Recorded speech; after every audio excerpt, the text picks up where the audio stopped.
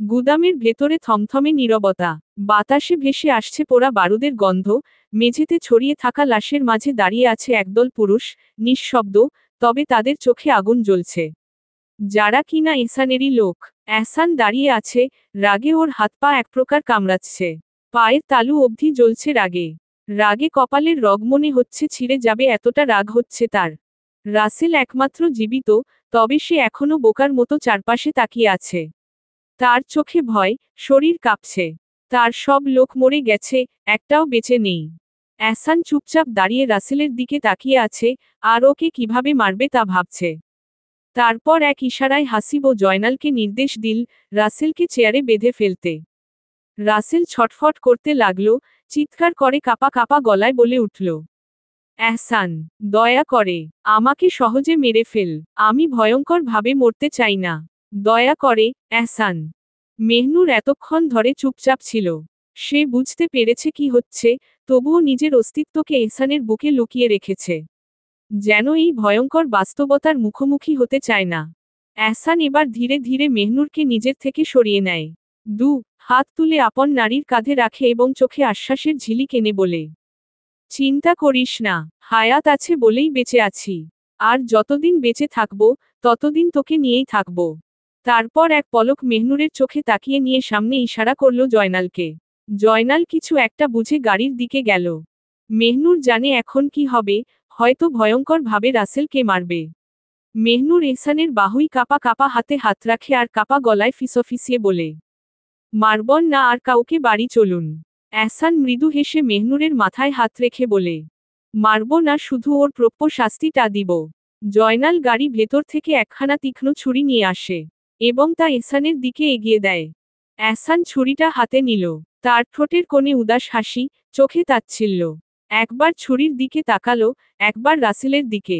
অতঃপর মেহনুরের কপালে গভীরভাবে কয়েকবার নিজের ঠোঁট ছুঁয়ে নেয়। এই সময় সবাই চোখ নিচু করে নেয়। এহসান নিজের নারীকে আরও একবার ঝাপটে জড়িয়ে ধরে নিজের বুকের সাথে। কিছু মুহূর্ত পর এহসান মেহনুরকে ছেড়ে এগিয়ে যায় রাসেলের দিকে। রাসেল এবার কুঁকড়ে ওঠে, কারণ সে তো জানে তার মৃত্যু আসন্ন। এহসান সামনের দিকে এগিয়ে গিয়ে রাসেলের কাঁধে হাত রেখে ঝুঁকে ফিসফিস করে বলল, একজন আমার নারীকে একজন হারাম পুরুষ ইচ্ছে করে দেখেছিল বলে আমি এহসান তার চোখ কলিজা ছিঁড়ে নিয়েছি। আর তোকে কিভাবে সহজ মৃত্যু, যেখানে তুমি আমার প্রাণ, আমার আত্মা, আমার দুনিয়াকে কলঙ্কিত করতে চেয়েছিস। তোকে সহজে মেরে ফেললে বেচারা ওই হারাম পুরুষটার সাথে অবিচার হবে। এ বলেই হাসিবকে ইশারা করতেই হাসিব রাসেলের চুল মুঠো করে ধরে টান দিল, যাতে তার গলা উন্মুক্ত হয় এহসানের সামনে। রাসেল চিৎকার করে ওঠে। এহসান ছুরিটা ভালো করে একবার দেখে নেয় এপাশ ওপাশ। তারপর দাঁত চেপে এক ঝটকায় ছুরিটা তুলে বসিয়ে দেয় রাসেলের পুরুষাঙ্গে। এতে রাসেলের মুখ দিয়ে প্রচণ্ড আর্তনাদ বেরিয়ে আসে, জিভ বেরিয়ে এলো তীব্র যন্ত্রণায়। মনে হচ্ছে এই প্রাণটা গেল। রাসেলের জিভ বেরিয়ে আসতে দেখে এহসান এবার নিজের বা হাত দিয়ে সেই জিভ চেপে ধরল, তারপর দাঁত চেপে নিজের শরীরে যত শক্তি আছে তা দিয়ে টেনে ছিঁড়ে আনল সেই জিভখানা, যে জিভ দিয়ে তার নারীকে কলঙ্কিত করার কথা উচ্চারণ করা হয়েছিল। ওর জিভ হাতে নিয়ে চিৎকার করে বলে, এই জিভ দিয়ে তুই আমার নারীর সম্মান নষ্ট করার কথা বলেছিলি, তাই তোর এই জিভই ছিঁড়ে নিলাম। কুকুরের বাচ্চা। ওর মুখ রক্ত গড়িয়ে পড়ছে। রাসেল কাঁপছে, আর্তনাদ করছে, কিন্তু এহসান নির্লিপ্ততা। রাসেলের গলা দিয়ে ফেটে রক্ত গড়াচ্ছে। এখন শুধু মৃত্যুর পালা। চিৎকার অবধি করতে পারছে না আর না পারছে নড়তে। রাসেল তখনও নিঃশ্বাস নিচ্ছিল, তবে তার প্রাণ এখন উঠবে উঠবে করছে। এহসান এবার হাতের ছুরিটা দিয়ে রাসেলের গলার চামড়ায় বসিয়ে দিল আর ধীরগতিতে গলার চামড়া কেটে ফেলতে লাগল। রাসেল ছটফট করছে, গলা দিয়ে অদ্ভুত গোঙানির শব্দ বের হচ্ছে, কিন্তু কিছু বলতে পারছে না। যখন তার গলার চামড়া পুরোপুরি ছিলে খসে পড়ে, তখন এহসান হাতের আঙুল ঢুকিয়ে দিল তার গলার গভীরে। কিছুক্ষণ খোঁজার পর হঠাৎ দাঁত চেপে কণ্ঠনালীটা একটানে ছিঁড়ে বের করে আনল। এতক্ষণে রাসেল মারা গেছে, তার প্রাণ বিদায় নিছে।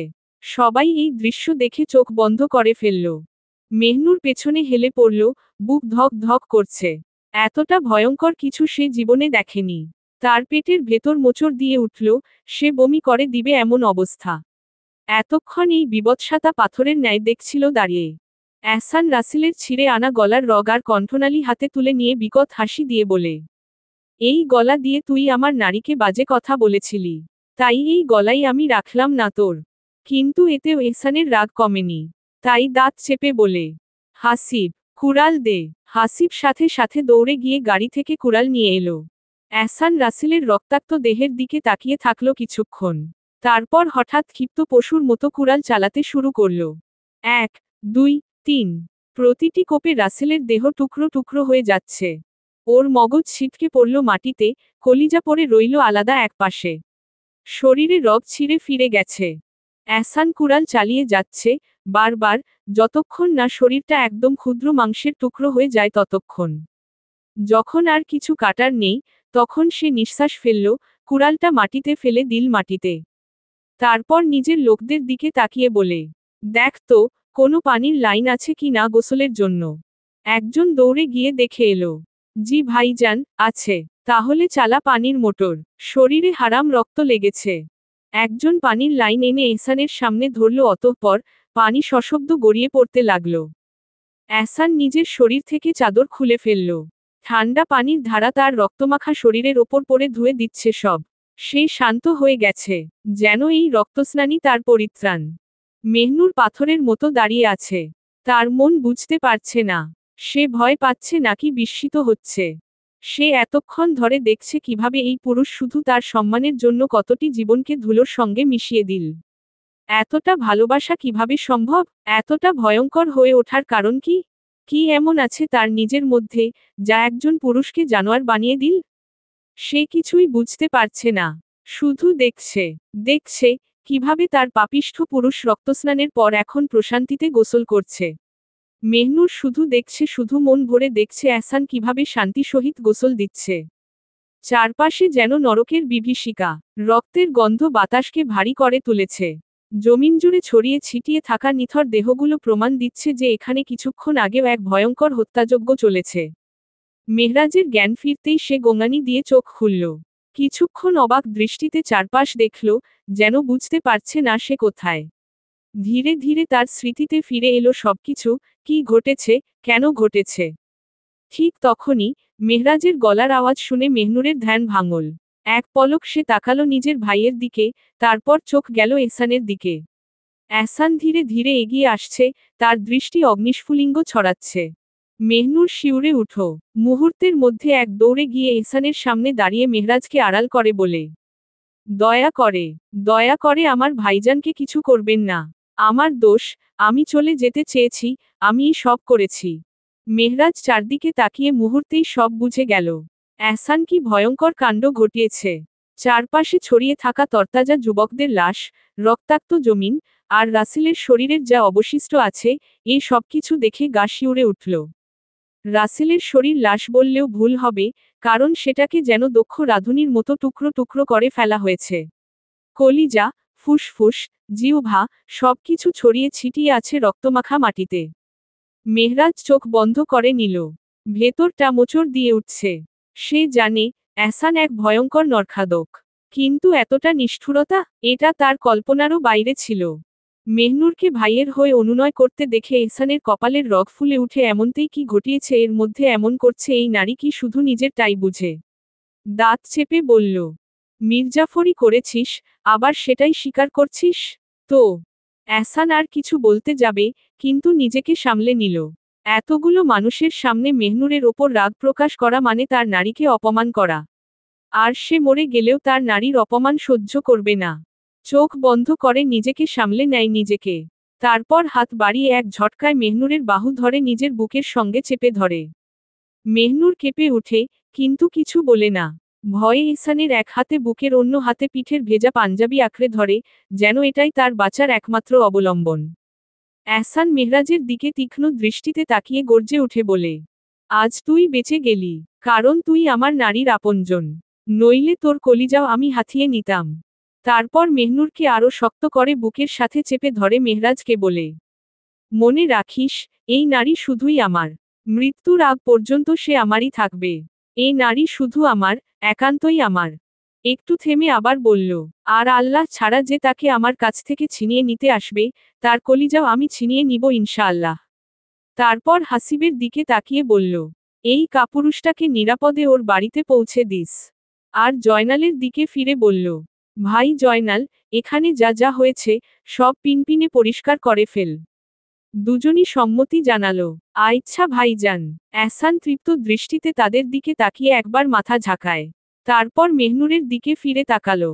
কোনো কথা না বলে ওর কোমর আঁকড়ে ধরে ওকে কোলে তুলে নিল। মেহনুর আতঙ্কে ফিসফিস করে বলল, কি করবেন? কিন্তু এহসান কোনো উত্তর দিল না। চুপচাপ ওকে নিয়ে হাঁটতে লাগলো। মেহনুর এহসানের বুকে থেকেও বারবারই তার ভাইজানের পানে তাকাচ্ছে। খুব ইচ্ছে হচ্ছে ভাইজানকে একটা বার দেখার, কিন্তু আফসোস এহসান সে সুযোগটা তাকে দেয়ই না। এহসান ওকে গাড়ির সামনে বসিয়ে দেয়, তারপর নিজেও নিজ আসনে গিয়ে বসে পড়ে। গাড়ি স্টার্ট দিতে দিতে দাঁত চেপে বলে, বিশ্বাস ভাঙার শাস্তি কতটা ভয়ঙ্কর হতে পারে সেটা এখন থেকে প্রতি মুহূর্তে বুঝবি। মেহনুর আতঙ্কে নিঃশব্দ হয়ে গেল। সে জানে না এই পুরুষ তার সাথে কি করবে।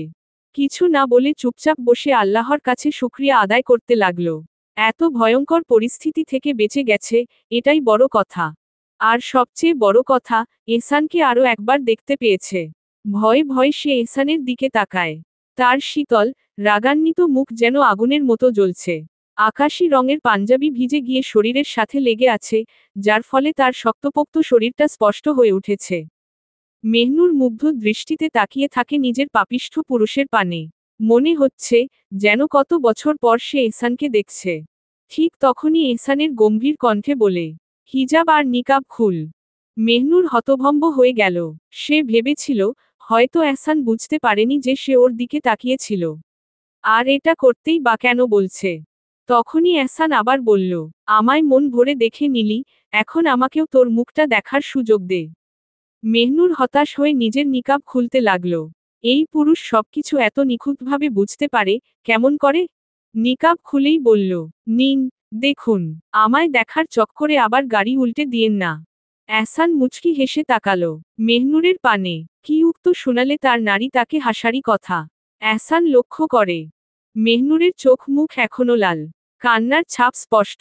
এই অবস্থায় তার নারীকে ভীষণ ভীষণ আবেদনময়ী লাগছে, স্নিগ্ধ ফুল লাগছে। একটা বার মন পড়ে এই ভয়ঙ্কর মুখশ্রী খানা ছুঁয়ে দিতে মন চাচ্ছে। এহসান মেহনুর এই রূপ দেখে মৃদু হেসে বলল, এত ভালোবাসিস আমাকে, যে আমার জন্য কাঁদতে কাঁদতে সাদা থেকে লাল হয়ে গেছিস? মেহনুর সাথে সাথে মুখে হাত দিল, এটা দেখতে কি হয়েছে তার মুখে। কিছু মুহূর্ত পর এহসানের কথার অর্থ বুঝে। নিজের কাছেই নিজে লজ্জা পেয়ে যায়, কিন্তু তা তো স্বীকার করা যায় না, তাই বলে, আমি কখন বললাম আপনার জন্য কেঁদেছি? আমি আমার নিজের জন্য কেঁদেছি। এহসান দীর্ঘশ্বাস ফেলে বলল, অবশ্য সেটাও ঠিক। তুই তো আবার মির্জাফরদের সাথে বড় হয়েছিস, যারা কিনা শুধু নিজেরটা বুঝে। এহসানের এমন খুঁচা মারা কথা শুনে মেহনুর থমকে যায়। মুখ খানা চুপসে যায় মুহূর্তেই।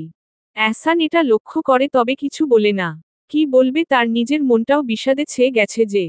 এহসান মেহনুরকে নিয়ে বাড়ি ফেরে না অন্য কোথাও নিয়ে আসে। মেহনুর স্পষ্ট দেখতে পায় তাদের গাড়িটি ধীরে ধীরে বিশাল এক প্রাচীরঘেরা এলাকায় প্রবেশ করে। চারপাশে ঘন অরণ্য, সবুজ গাছপালা, অদ্ভুত এক রহস্যময় পরিবেশ। প্রাচীরের ওপাশে আরও একটি পুরনো প্রাচীর, যা দেখে মনে হয় অনেক শতাব্দী পুরনো কোনো দুর্গ বা রাজপ্রাসাদের অংশ। মেহনুর অবাক হয়ে এহসানের দিকে তাকায়, তার কপালে চিন্তার রেখা ফুটে ওঠে। এ কোথায় নিয়ে এসেছেন আপনি আমায়? প্রশ্নটা করতেই এহসান কোনো জবাব না দিয়ে সোজা গাড়ির ব্রেক কষে দাঁড় করায়। তারপর দরজা খুলে নেমে এসে দরজার পাশে দাঁড়িয়ে বলে, তোর জেলখানা। এই কথা শুনে মেহনুর বিস্ময় হতবাক হয়ে যায়। এহসান কি মজা করছে, নাকি সত্যিই তাকে বন্দি করতে এনেছে? তার মাথায় হাজারো প্রশ্ন ঘুরপাক খেতে থাকে, কিন্তু উত্তর দেওয়ার মতো কেউ নেই। এহসান কোনো কথা না বলে মেহনুরকে কোলে তুলে নেয়। মেহনুর এবার তেমন প্রতিক্রিয়া দেখায় না, কারণ সে নিজেই এতটা বিভ্রান্ত যে কিছু বোঝার মতো অবস্থায় নেই। প্রাচীরের বিশাল গেট পেরিয়ে তারা সামনে এগিয়ে যায়।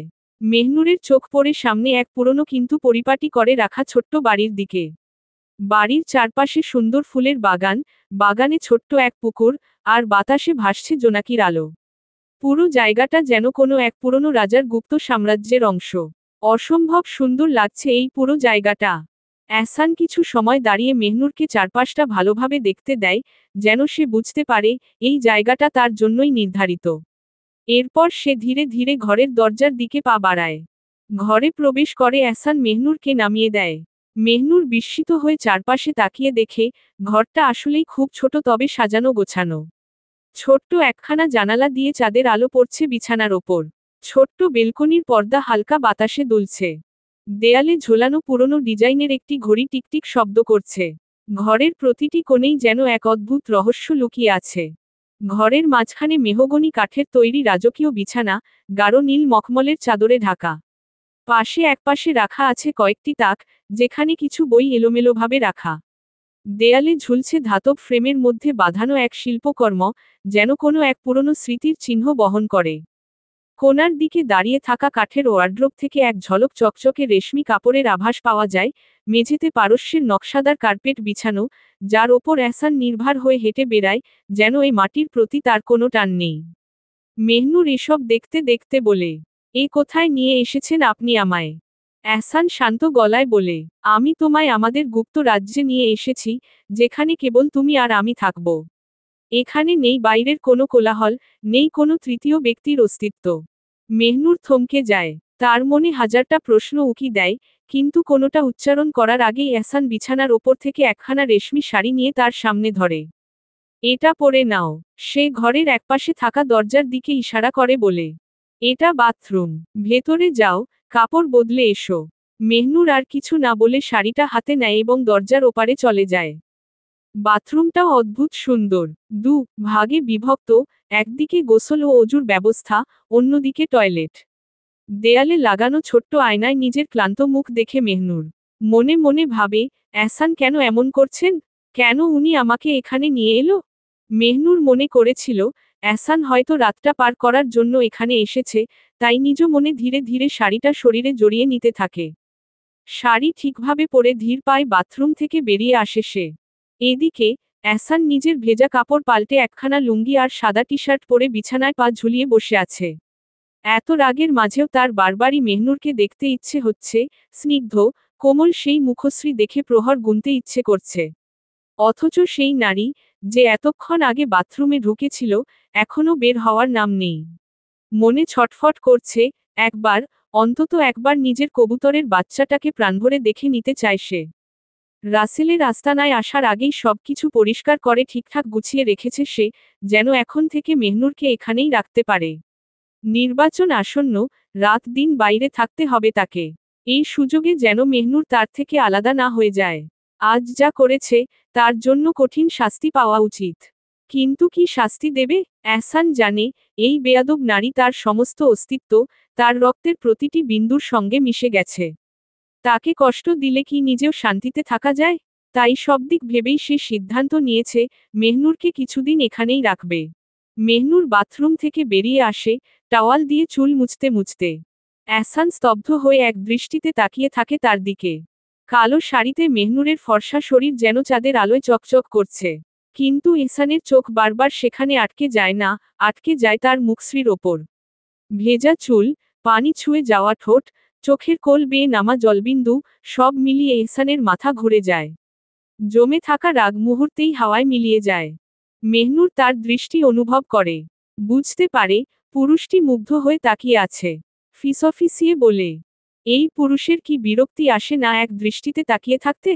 এহসান ধীরে ধীরে বিছানা থেকে উঠে আসে তার দিকে, মৃদু হেসে বলে, তুমি বিরক্তির কথা বলো? তোমার দিকে তাকিয়ে যদি গোটা জীবন পার করে দিতাম, তবুও হয়তো আমি এহসান তোমায় মনভরে দেখার তৃষ্ণা মেটাতে পারতাম না। মেহনুর কিছুক্ষণ চুপ থেকে বলে, আমার মধ্যে আপনি এমন কি খুঁজ পেলেন? এহসান আরও এক কদম এগিয়ে এসে মেহনুরের দিকে ঝুঁকে পড়ে গভীর কণ্ঠে ফিসফিসিয়ে বলে, তোর মধ্যে আমি আমার অস্তিত্বের খোঁজ পেয়েছি। তাই তো তোকে নিজের অজান্তেই আপন আত্মার আগলে জড়িয়ে নিয়েছি। মেহনুর স্তব্ধ হয়ে যায়। কিছু একটা বলবে বলে মুখ খুলতেই এহসান এক ঝটকায় তাকে নিজের বুকের সাথে চেপে ধরে। তারপর কোনো অনুমতি ছাড়াই গভীরভাবে ডুবিয়ে দেয় তার ঠোঁট মেহনুরের নরম ঠোঁটে। মেহনুর এত কিছুর মধ্যে নিজের পাপিষ্ঠ পুরুষের শরীরে ঘ্রাণ ঠিকই নিচ্ছে মন ভরে অনুভব করছে। মেহনুর হতভম্ব, কিছু বলতে পারছে না। এহসান পাগলের মতো আঁকড়ে ধরে আছে তাকে। দাড়ির খসখসে স্পর্শ তার নরম ত্বকে সূচের মতো বিঁধছে। মেহনুর এহসানের বুক আর কাঁধে ধাক্কা দেয়, নিজেকে ছাড়িয়ে নিতে চায়। কিন্তু এহসান আরো শক্ত করে জড়িয়ে ধরে, আরো গভীর করে ডুবিয়ে দেয় নিজের ঠোঁট নিজের আপন নারীর ঠোঁটে। ধীরে ধীরে মেহনুর বুঝে যায়, এহসান তাকে ছাড়বে না। তাই চুপচাপ দাঁড়িয়ে থাকে। এহসান নিজেকে কিছুটা সংযত করে, ধীর গতিতে মেহনুরকে ছেড়ে দেয়। অন্যদিন হলে মেহনুর চিৎকার করত, কেঁদে ফেলত। কিন্তু আজ কিছুই বলে না। উল্টো এহসানের চোখে চোখ রেখে তাকিয়ে থাকে। কিভাবে এত সুন্দর, এত নিষ্পাপ হতে পারে এই পুরুষের চোখ? অথচ এই চোখের অধিকারী মানুষটা কতটা ভয়ঙ্কর আর নিকৃষ্ট। মেহনুরের চোখের সামনে রাসেলের বিবৎস মৃত্যু ভেসে ওঠে। সহসা ভয় ঘিরে ধরে তাকে। চোখ খিচে বন্ধ করে নেয় সে। এহসান চমকে যায়, হালকা ঝাঁকিয়ে বলে, কি হয়েছে, এমন করছো কেন? মেহনুর চোখ বন্ধ রেখেই ফিসফিসিয়ে বলে, আপনার জন্য হচ্ছে। এহসান তার থুতনি আলতো ধরে। আমি আবার কি করলাম? মেহনুর চোখ খুলে ফিসফিসিয়ে বলে, এই যে ভয়ঙ্করভাবে খুন করলেন, এখন সেটা আমার চোখের সামনে ভাসছে। ভয় করছে, ভীষণ ভয়। এহসান তাচ্ছিল্যের হাসি দিয়ে বলে, সত্যি তোর ভয় করছে? সত্যি? মেহনুর ভ্রু কুঁচকে বলে, হ্যাঁ, করছে। কিন্তু হাসছেন কেন আপনি? এহসান হেসে বলে, না হেমনি, আর এখানে কিছুদিন থাকলে সব ভয় উড়ে যাবে। মেহনুর চমকে উঠে এহসানের কথায়। কি বলেছেন, আমি এখানে কেন থাকব? মেহনুরের চুলে আলতো করে হাত বুলিয়ে এহসান ফিসফিস করে বলে, এটা তোমার জন্য এক ভয়ঙ্কর শাস্তি, প্রতারণার শাস্তি। যতদিন আমি না চাইব, ততদিন তুমি এখানেই থাকবে, আমার বন্দিনী হয়ে। মেহনুর হতভম্ব হয়ে গেল। এহসান কি সত্যি বলছে, নাকি এটা নিছক এক নিষ্ঠুর রসিকতা? কাপা গলায় বলল, মিথ্যে বলেছেন, এমন হতে পারে না। এহসান হেসে তার কোমর আরো শক্ত করে জড়িয়ে নিল, যেন তাকে আরো নিজের কাছে টেনে নিচ্ছে। গভীর চোখে চেয়ে বলল, আমি মিথ্যা বলছি, এটাই সত্য। মেহনুর বিস্ময় চিৎকার করে উঠে বলে, ফাইজলামি করছেন? আমি এখানে কিভাবে থাকব? এহসান ধীরস্থির ভঙ্গিতে তার ঠোঁটে শাহাদাত আঙুল রাখল। হুস, এত গলা উঁচু করিস না। বিশ্বাসঘাতকদের জন্য মৃত্যুদণ্ড হওয়া উচিত, কিন্তু আমি সেটা করিনি। আমি শুধু তোকে বন্দি করেছি। মেহনুর তার হাত সরিয়ে দিয়ে প্রতিবাদ করল, আমি এখানে থাকতে পারবো না। প্রয়োজনে আমাকে মেরে ফেলুন, তবুও এখানে রেখে যাবেন না। এহসান এবার কঠিন স্বরে বলল, হাত ধরে ওয়াদা করেছিলি, তারপর প্রতারণা করলি। এখন এত বড় বড় কথা বলছিস? একটুও লজ্জা করে না? এবার মেহনুর রুষ্ট স্বরে উত্তর দিল, আপনি জোর করে বিয়ে করেছেন আমাকে। লজ্জা তো আপনার করা উচিত। আর পালিয়ে যাওয়াটা যদি ভুল হয়, তবে আপনার অন্যায় কিসের? এহসান এবার গভীর দৃষ্টিতে মেহনুরের দিকে তাকালো। পালিয়ে গেলে ততটা রাগ করতাম না। কিন্তু তুই বিশ্বাসঘাতকতা করেছিস। আমার বিশ্বাস নিয়ে খেলেছিস। ওয়াদা করে তা রাখিসনি। মেহনুর এবার ভয় পেয়ে গেল। তার মানে এহসান সত্যিই তাকে এখানে আটকে রাখবে? সে দ্রুত এহসানের হাত চেপে ধরে বলে, না, দয়া, এমন করবেন না। আমি বাঁচতে পারবো না। এহসান তাচ্ছিল্যের হাসি দিয়ে বলে, আমিও তোকে ছাড়া বাঁচতে পারবো না, এ কথা বলেছিলাম। ভীষণ ভালোবাসি, সেটাও বলেছিলাম। কিন্তু তুই আমাকে ছেড়ে যেতে চেয়েছিলি। তাই এটাই তোর শাস্তি। মেহনুর হতাশ হয়ে এহসানের হাত ছেড়ে দিল। আমি মরে যাব।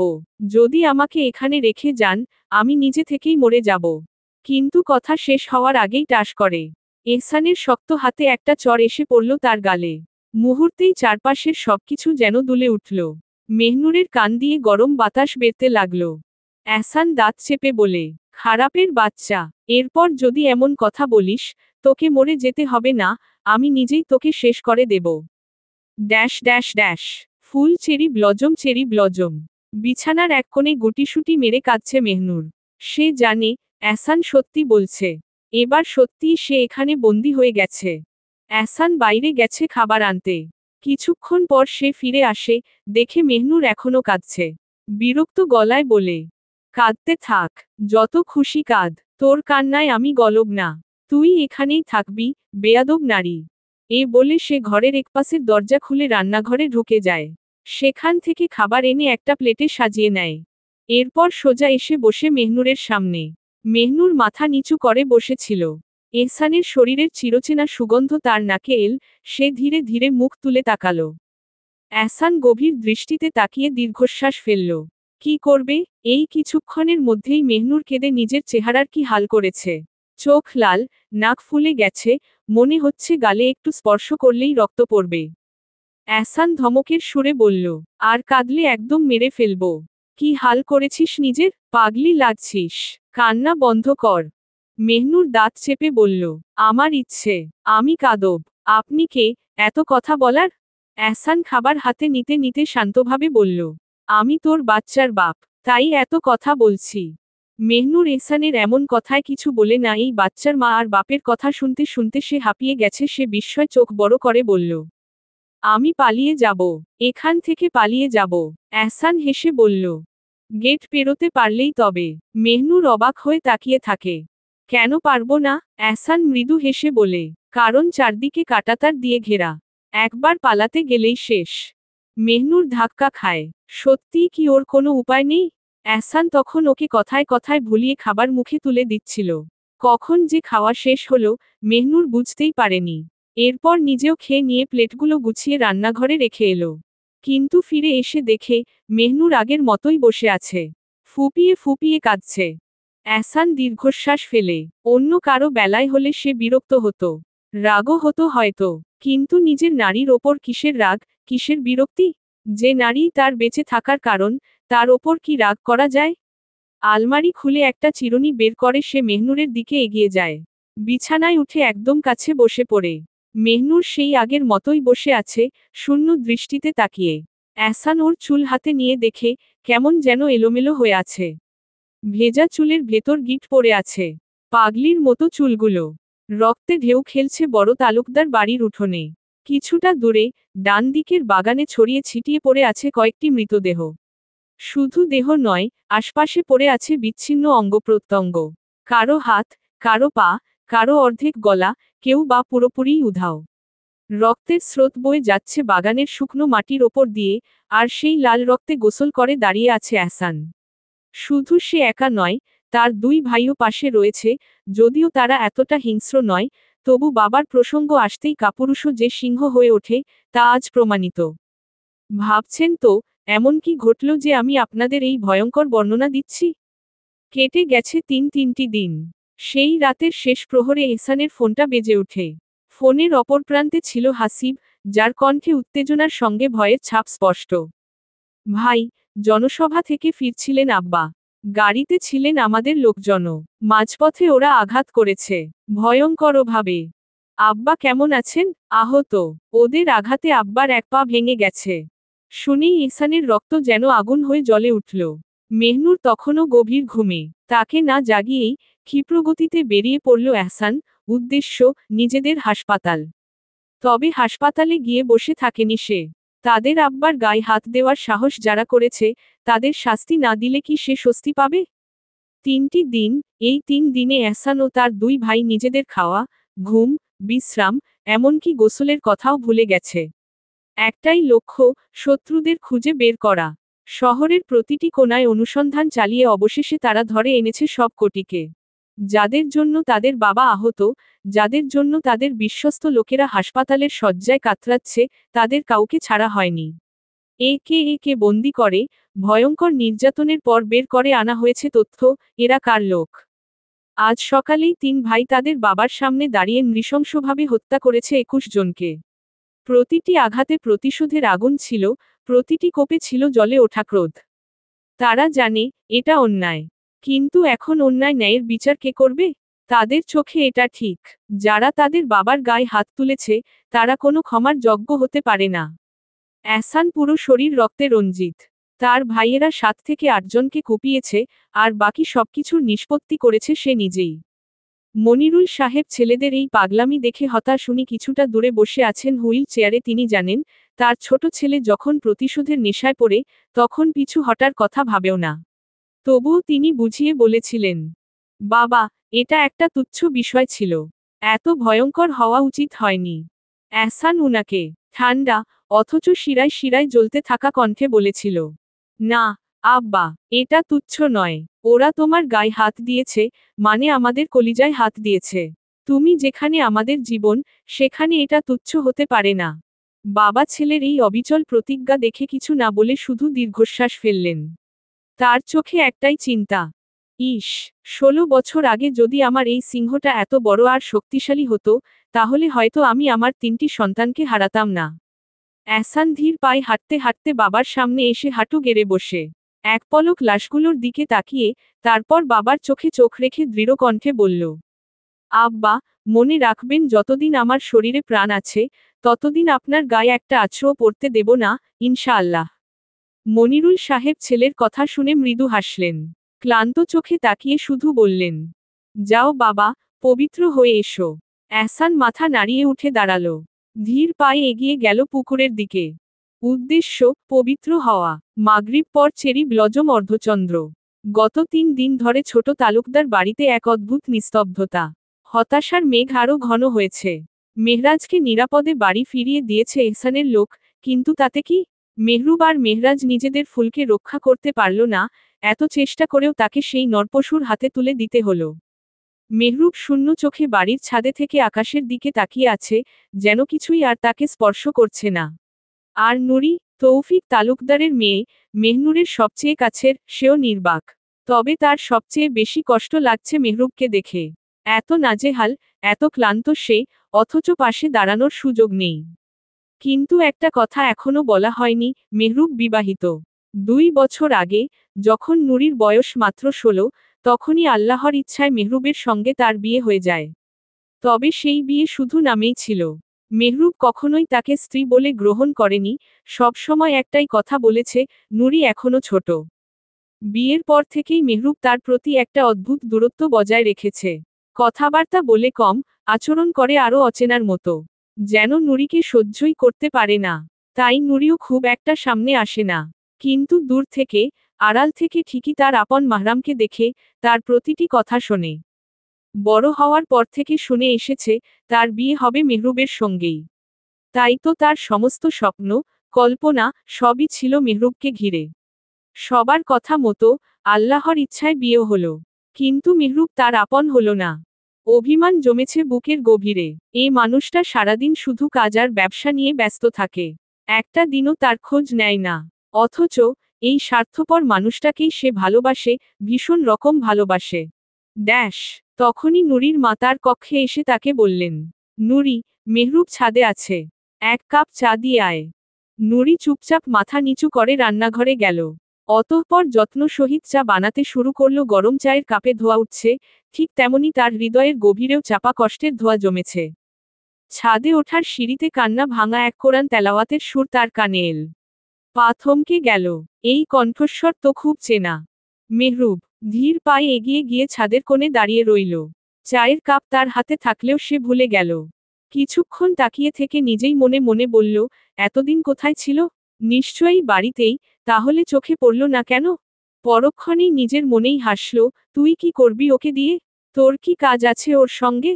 নুরি তখন ধীরে ধীরে সামনে এগিয়ে এসে মেকি হাসি চায়ের কাপ এগিয়ে দিয়ে বলল, এই যে চা, আম্মা পাঠিয়েছে। মেহরুব হাত বাড়িয়ে চায়ের কাপ নিল, নুরি তখনই পেছনে ঘুরে চলে যেতে আসে। ঠিক তখনই মেহরুব চায়ে এক চুমুক দিয়ে বলল, চা কি চাচি বানিয়েছেন? নুরি পেছনে ফিরে বলল, হুম। মেহরুব ঠোঁট বাঁকিয়ে চোখ ছোট করে তাকালো। সত্যি, সামান্য একটা ব্যাপারেও মিথ্যা বলছিস? তুই কি মনে করিস, আমি বুঝতে পারি না? চা তো তুইই বানিয়েছিস। নুরি মনে মনে ভাবল, সবই বুঝলেন, শুধু আমার ভালোবাসাটাই বুঝলেন না। তারপর মেকি হাসি দিয়ে বলল, প্লাস, আমি আর আম্মা জনেই বানিয়েছি আর কি। মেহরুব এবারও প্রশ্ন করল, এতদিন কোথায় ছিলি? নুরি পা বাড়িয়ে বলল, বাড়িতেই। মেহরুব এবার সরাসরি বলল, এত তাড়া কিসের? যাওয়ার জন্য এভাবে ছটফট করছিস কেন? নুরি নির্লিপ্ততা কণ্ঠে বলল, না, এখানে থেকে আর কি করব? তেমন চুলগুলো টেনে দিবি? খুব মাথা ধরেছে। দিবি, দিবি, এই কথাটা যেন নুরির অন্তরের গভীরে গিয়ে আঘাত করল। সামান্য চুল টেনে দেওয়ার জন্য বলছে। ইসস, এই পুরুষ যদি জীবনটাও চাইতো, আমি হাসিমুখেই দিয়ে দিতাম। তারপর কাপা গলায় বলল, আপনি বসুন, আমি দিব। মেহরুব চায়ের কাপটা টেবিলে রেখে চোখ বন্ধ করে সোফায় হেলান দিল। নুরি ধীর পায়ে তার পেছনে এসে দাঁড়ালো। নরম আঙুলগুলো আলতো করে চুলে বুলিয়ে দিল। মাথায় হাত রাখতেই মেহরুব চোখ বন্ধ করে ফেলল। নুরি ধীরে ধীরে চুলগুলো টানতে থাকল, যত্নে, ভালোবাসায়। আকাশের নিচে শীতল বাতাসে দাঁড়িয়ে সে একটাই কথা মনে মনে বলল, ইসস, মেহরুব ভাই, আপনি যদি আমায় নিজের স্ত্রী হিসেবে মেনে নিতেন। হয়তো আপনার মনে অন্য কেউ আছে, তাই আমি আপনার হতে পারলাম না। এশার পর চারদিকে বাতাস বইছে হু হু করে, মনে হচ্ছে বৃষ্টি নামবে কিছু মুহূর্তের মধ্যে। মেহনুর এশার নামাজ পড়ে বসে আছে পুকুর ঘাটে, এক মনে পুকুরের পানির দিকে তাকিয়ে। স্বচ্ছ জলের ওপরে খোলা আকাশের চাঁদ স্পষ্ট প্রতিফলিত হচ্ছে। রাতের অন্ধকার আর তাকে ভয় দেখায় না। এই 3 দিনে ভয়টা কেটে গেছে, যদিও প্রথম দিন খুব ভয় লেগেছিল, কিন্তু এখন আর তা নেই। পুকুরটি ছোট হলেও মেহনুরের বেশ পছন্দের হয়ে উঠেছে। স্বচ্ছ পানি, চারপাশে ছড়িয়ে থাকা লাল নীল পাথর, সব মিলিয়ে জায়গাটি তাকে টানে। শান্ত, নির্জন, একটু অভিমানী রং মাখা, যেন এই পুকুরটিও তার মতোই কোনো গল্প বয়ে বেড়ায়। সে এক দৃষ্টিতে তাকিয়ে আছে পানির দিকে। একসময় মনে মনে ফিসফিসিয়ে বলে, তুমি এমন এক আত্মা, যার অস্তিত্বটাই মিথ্যা, আর তাই তুমি সবসময় নিকৃষ্ট পরিস্থিতির শিকার হও। কথাগুলো তার নিজের জন্যই, নিজের হতাশার জন্য। কিন্তু আবার নিজেই নিজেকে সান্ত্বনা দেয়। তবে চিন্তা করো না, হতাশ হও না। তোমার রব আছেন, তিনি ঠিকই তোমাকে উত্তম পরিস্থিতির আশ্রয় পৌঁছে দেবেন। ইনশাআল্লাহ, খুব শিগগিরই। ঠিক তখনই গেটের দিকে খট করে আওয়াজ হয়। মেহনুরের ধ্যান ভেঙে যায়। মনে মনে ভাবে, এহসান, হয়তো সেই এসেছে। ভীষণ ইচ্ছে করছিল দৌড়ে গিয়ে সামনে দাঁড়ানোর, কিন্তু অভিমান, চাপা রাগ তা হতে দেয় না। সে চুপচাপ বসে থাকে, একদম নীরব হয়ে। এহসান ধীর পায়ে প্রবেশ করে বাড়িতে, গেট লাগিয়ে নেয় ভালো করে। সামনের দিকে পা বাড়াতেই তার চোখ পড়ে পুকুর ঘাটে। সেখানে চাঁদের আলোয় বসে আছে তার প্রাণপ্রিয় নারী। তার বুকের ভেতর ধকধক শুরু হয়। 9 বছরের এই পুরনো রোগ আবার মাথাচাড়া দেয়। বুকের ভেতর যেন হাতুড়ি পেটানো শুরু হয়, তবে সেটা কেবল একজনকেই দেখলে হয়, তার বেয়াদব নারীকে। এই বেয়াদব নারী তো যখন বাজারের মধ্য দিয়ে কোরআন বুকে ঝুলিয়ে মাদ্রাসায় যেত। কি নিখুঁতভাবে তখনও তাকিয়ে দেখত সে।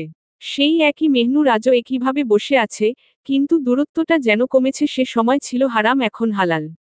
এহসান কিছুক্ষণ দাঁড়িয়ে থাকে, ঠিক কি বলবে ভেবে পায় না। মেহনুর কি এবার তার দিকে তাকাবে, নাকি চুপচাপ তাকিয়ে থাকবে সেই পুকুরের জলে প্রতিফলিত চাঁদের দিকে? এহসান ধীর পায়ে এসে মেহনুরের পাশে বসে। মেহনুর কিছু না বলেই চুপচাপ উঠে যেতে চায়। চারদিকে বাতাস বইতে থাকে, যেন ঝড় আসবে। এহসান মেহনুরকে উঠে যেতে দেখে কিছুক্ষণ চুপচাপ বসে থেকে বলে, কথা বলবে না? মেহনুর কিছুই বলে না, আগের মতো পা বাড়িয়ে ঘরের দিকে চলে যেতে চায়।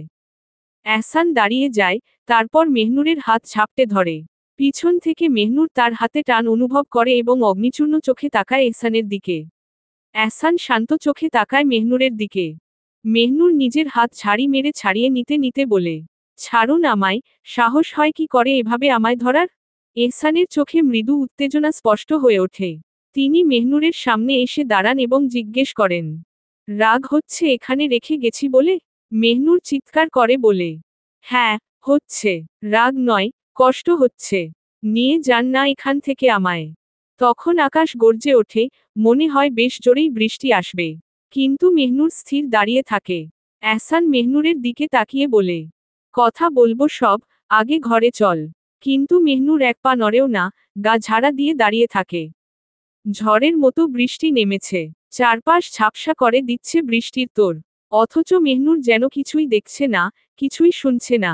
সে আগের মতোই দাঁড়িয়ে আছে, এহসানের সমস্ত অনুরোধ উপেক্ষা করে। এহসান এক ধাক্কায় ওর হাত ধরে টেনে নিয়ে বলল, চল ঘরে, বৃষ্টি এসেছে। পরে জ্বর আসবে। মেহনুর সঙ্গে সঙ্গে ওর হাত ঝটকা মেরে ছাড়িয়ে নিয়ে ফুঁসে উঠল, ছুবেন না আপনি আমায়। জ্বর আসলে আসুক। এহসান নিজের কপালে হাত রাখল। মেয়েটাকে সে যতই বোঝাতে চায়, ততই যেন আরো জেদ চেপে বসে ওর মধ্যে। আচ্ছা, কি হয়েছে তোর? এমন করছিস কেন? দেখ, জান, এভাবে করিস না। ঘরে চল, এভাবে ভিজলে সত্যি জ্বর আসবে। কিন্তু মেহনুর এবার চিৎকার করে উঠে বলে, আমায় বাড়ি নিয়ে যান। যতক্ষণ না নিয়ে যাবেন, আমি এখানেই ভিজব। এহসান এবার চোখ ফিরিয়ে নিল। ফিরিয়েই নিবে না কেন? বৃষ্টিতে মেহনুরের সাদা কামিজ ভিজে ওর শরীরের সঙ্গে লেগে গেছে, স্পষ্ট করে তুলেছে ওর ধবধবে ফর্সা গড়ন। এহসান তাড়াতাড়ি নিজের গা থেকে চাদরটা খুলে নিয়ে মেহনুরের দিকে এগিয়ে যায়, ওর গায়ে তা জড়িয়ে দেয় আর বলে, ঘরে চল, এভাবে ভিজিস না। মেহনুর রাগে ওর থেকে সরে আসে, গায়ের চাদরও ফেলে দিয়ে বলে, আপনার চাদরের আড়ালে থাকবো না আমি। বাড়ি নিয়ে যান আমায়।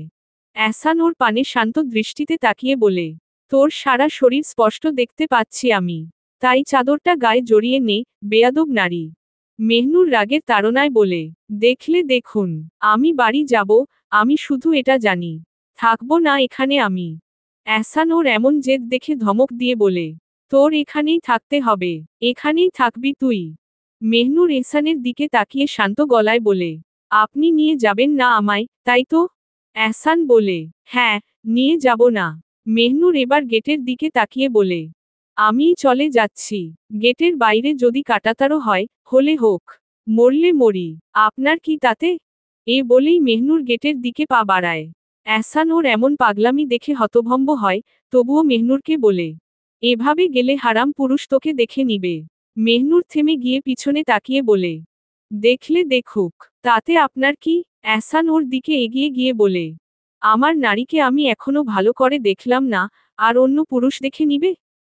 মেহনুর রেগে চিৎকার করে বলে, চুপ থাকেন, অসভ্য পুরুষ, নয়তো গাল ফাটিয়ে দেব। মেহনুর রেগে গিয়ে লাল হয়ে গেছে। আর সে রেগে গেলে কি থেকে কি বলে, সে নিজেই বুঝে উঠতে পারে না। ঠান্ডা মেজাজি মানুষ রাগ করে না, আর যখন করে, তখন যা মন আসে তাই করে, এটাই মেহনুরের ক্ষেত্রে হয়েছে। এহসান ভ্রু কুঁচকে একদম মেহনুরের সামনে চলে আসে আর বলে, বেশি বেয়াদবি করিস না, বেয়াদব নারী। মেহনুর দাঁত চেপে বলে, আমাকে নিয়ে যাবেন না তো? এহসান এবার ধমক দিয়ে বলে, না, যাব না, এখানেই তুই থাকবি। মেহনুর এবার রেগে এহসানের কাছে এসে ওর হাত ধরে নেয়। এহসান তো অবাক হয়ে যায়। কি হয়েছে? জিটিন ভর করল নাকি ওর ওপর, যে এমন আচরণ করছে? মেহনুর ওর হাতের পাঞ্জাবি শক্ত করে ধরে টেনে নিয়ে যেতে থাকে। এহসান ইচ্ছে করেই ওর সাথে যায়। মেহনুর এহসানকে নিয়ে যেতে যেতে বলে, যান তাহলে, আপনি চলে যান, আর আসবেন না এখানে, সারা জীবনের জন্য চলে যান।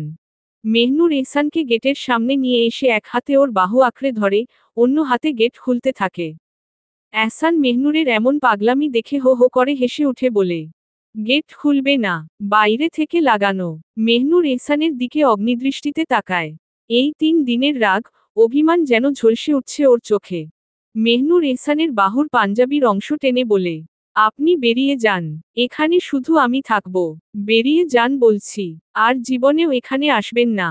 যান। কেন এলেন? যান, বেরিয়ে যান। এহসান এখন ঠিকই বুঝতে পারছে, মেহনুরের চোখে সেই অভিমান স্পষ্ট। তার বেগম সাহেবা তার ওপর ভয়ঙ্কর রেগে আছে। গত 3 দিন সে আসেনি, তাই হয়তো এমন করছে। এহসান মৃদু হেসে এবার মেহনুরের হাত নিজের থেকে সরিয়ে ওকে আপন বক্ষস্থলে আগলে ধরে নেয় আর মেহনুরের মাথায় হাত বুলিয়ে দিতে দিতে বলে, আচ্ছা চলে যাব, শান্ত হও। ঝুমঝুমিয়ে বৃষ্টি পড়ছে চারপাশে, যেন আকাশও আজ নিজের ভারী মনটা হালকা করছে। সেই খোলা আকাশের নিচে দাঁড়িয়ে আছে মেহনুর, নিঃশব্দে, নিশ্চুপে। তার মাথাটা ঠাঁই পেয়েছে এহসানের বুকের ঠিক মাঝখানে। বুকের ধুকপুকানিতে সে যেন এক আশ্রয় খুঁজে পেয়েছে, অথচ এই আশ্রয়ের মালিকই একদিন তাকে একা ফেলে চলে গিয়েছিল। শ্বাস নিতে কষ্ট হচ্ছে ওর। বুকের ভেতর চাপা অভিমান জট পাকিয়ে বসে আছে। নিজের রাগকে সামলে নিতে চেষ্টা করেও পারছে না। কেন এমন করলো এহসান? কেন তাকে এইভাবে রেখে চলে গেল? অথচ বলে সে ভালোবাসে। এটাই যদি ভালোবাসার নমুনা হয়, তাহলে সে এমন ভালোবাসা চায় না। কিন্তু মেহনুর রাগটা কার ওপর করছে? এহসানের ওপর, নাকি নিজের ওপর? এহসান তো আমার কেউ না, তাহলে কেন আমি এত রেগে আছি? কেন ওর চলে যাওয়ায় আমার এত অভিমান হলো? আগে তো কখনো এমন লাগেনি। নাকি সে নিজের অজান্তেই এহসানের ওপর অধিকার দেখাচ্ছে? না, এটা হতে পারে না। সে তো এহসানকে নিজের কিছুই ভাবে না। এই লোক নিষ্ঠুর, নির্মম। এই লোক মানুষ খুন করে। এমন পাষণ্ডকে কেউ ভালোবাসতে পারে? তবুও, কেন যেন সে কিছুতেই নিজেকে সরিয়ে নিতে পারছে না। সে এসব ভাবতে ভাবতেই অজান্তে এহসানের বুকের সাথে আরও একটু জড়িয়ে গেল, তার নাক মুখ ঘষতে লাগলো ওর বুকের ওপর, যেন এই বুকই তার একমাত্র আশ্রয়। Dash dash dash. এহসান এসেছিল একটু শান্তি খুঁজতে। তার নিজের নারীকে এক ঝলক দেখে কিছুটা হলেও মন শান্ত করার জন্যই এসেছিল সে। আর সেটাই হয়েছে। মেহনুর আজ তাকে আর ঘৃণা করছে না। চিৎকার করে বলছে না, আমি আপনাকে ঘৃণা করি। বরং উল্টো রাগ দেখাচ্ছে, অভিমান করছে। এই তো সে চায়। তার নারী তার সাথেই রাগ করুক, জেদ করুক, অভিমান প্রকাশ করুক। এটাই তো ভালোবাসা। এহসান এক অদ্ভুত প্রশান্তি অনুভব করছে। বিষাদময় মনটা যেন এখন হালকা হয়ে গেছে। এহসান আলতো করে মেহনুরের মাথা নিজের বুক থেকে তুলে। তখন তার চোখ যায় মেহনুরের মুখশ্রীর দিকে, বৃষ্টির পানিতে ভিজে মুক্তোর মতো জ্বলজ্বল করছে তার ত্বক। তার ঠোঁটের নিচের ছোট্ট লাল তিলটা এখন আরো স্পষ্ট। এহসান আর নিজেকে সামলাতে পারল না। সে আস্তে করে মুখ এগিয়ে নিল, তারপর নিজের ঠোঁট ডুবিয়ে দিল মেহনুরের সেই ছোট্ট লাল তিলে। মেহনুর কেঁপে ওঠে। তারপরই এহসান নিজেকে সামলে নিয়ে দ্রুত সরে আসে মেহনুরের থেকে। অতঃপর মুচকি হেসে গালে আলতো করে হাত রেখে বলল, রাগ করো, আরো বেশি করে করো। অভিমান করো, আরো করে করো। আমি এহসান, আছি তো তোমার রাগ ভাঙানোর জন্য। তাই রাগ অভিমান আমার সাথেই করো। মেহনুর নির্বাক হয়ে এহসানের দিকে তাকিয়ে রইল। সে ভেবেছিল, এখন নিশ্চয়ই শাস্তি পাবে, কঠিন কথায় জর্জরিত হবে। কিন্তু উল্টো এহসান এসব বলছে। এহসান মেহনুরের এমন অবাক মুখ দেখে মুচকি হাসল, তারপর আচমকা তাকে কোলে তুলে নিল। মেহনুর এখনো তাকিয়ে আছে ওর পানে। আল্লাহ, এত সুন্দর পুরুষ হয় নাকি, যে একবার তাকালে চোখ ফেরানোই কঠিন হয়ে যায়। মেহনুর দিশেহারা চোখে তাকিয়ে থাকে এহসানের বৃষ্টি ভেজা মুখশ্রী, পানে দাড়ি বেয়ে পড়ছে পানি। আহা, এক মুগ্ধতায় পরিস্থিতি। এহসানের দিকে তাকিয়ে থাকতে থাকতে হঠাৎ মেহনুরের চোখ গেল নিজের শরীরের দিকে। তারপর যেন বজ্রাঘাত হলো ওর ওপর। সে তো পুরোপুরি ভিজে গেছে। আল্লাহ, তার শরীর স্পষ্ট দেখা যাচ্ছে। অর্থাৎ এতক্ষণ ধরে সে এই অবস্থাতেই এহসানের সামনে দাঁড়িয়েছিল। ছি, ছি। মেহনুর আতঙ্কিত হয়ে নিজের হাত দিয়ে পেট আড়াল করতে লাগল। এহসান ওর কাণ্ড দেখে হেসে ফেলল, তারপর দরজার দিকে হাঁটতে হাঁটতে বলল, যা দেখার দেখে নিয়েছি, এখন আর লুকিয়ে লাভ নেই গো বেগম। মেহনুর বড় বড় চোখে ওর দিকে তাকালো। সে থতমত খেয়ে বলল, কি দেখেছেন? এহসান ঠোঁট বাঁকিয়ে মুচকি হেসে বলল, বেশি কিছু না, শুধু তোমার গলার নিচে, পেটে, পিঠে যতগুলো তিল আছে, সেগুলোই।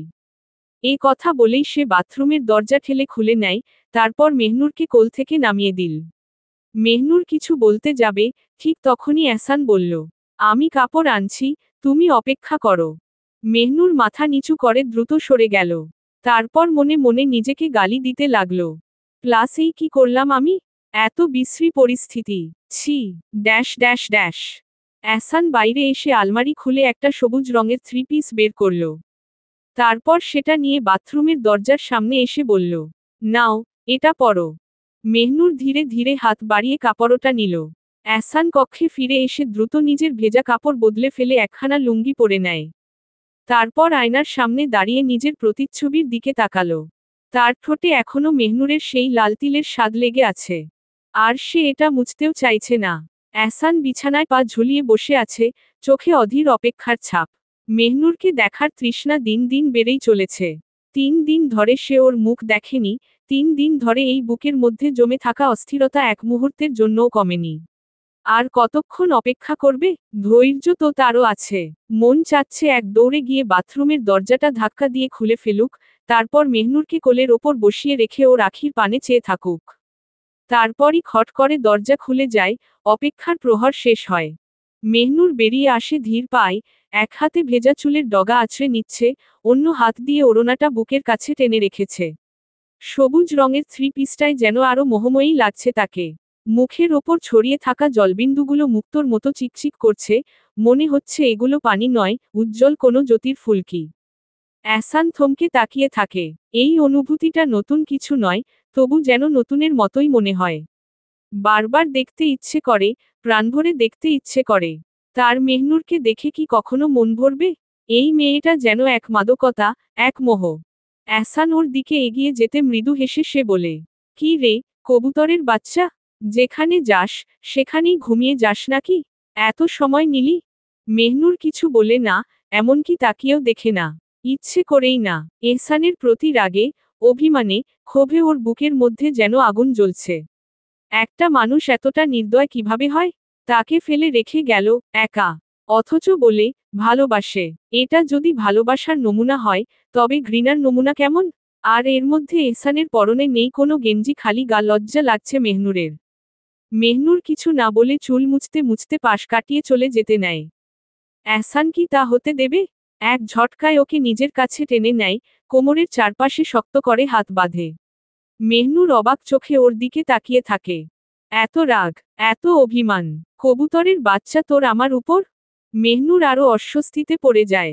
এই লোকটার গায়ের ঘ্রাণটা কেমন জানি, ভয়ঙ্কর, অথচ মোহনীয়। ওর নাকে উষ্ণ শ্বাস লাগছে, বুকের সাথে বুক লেগে আছে।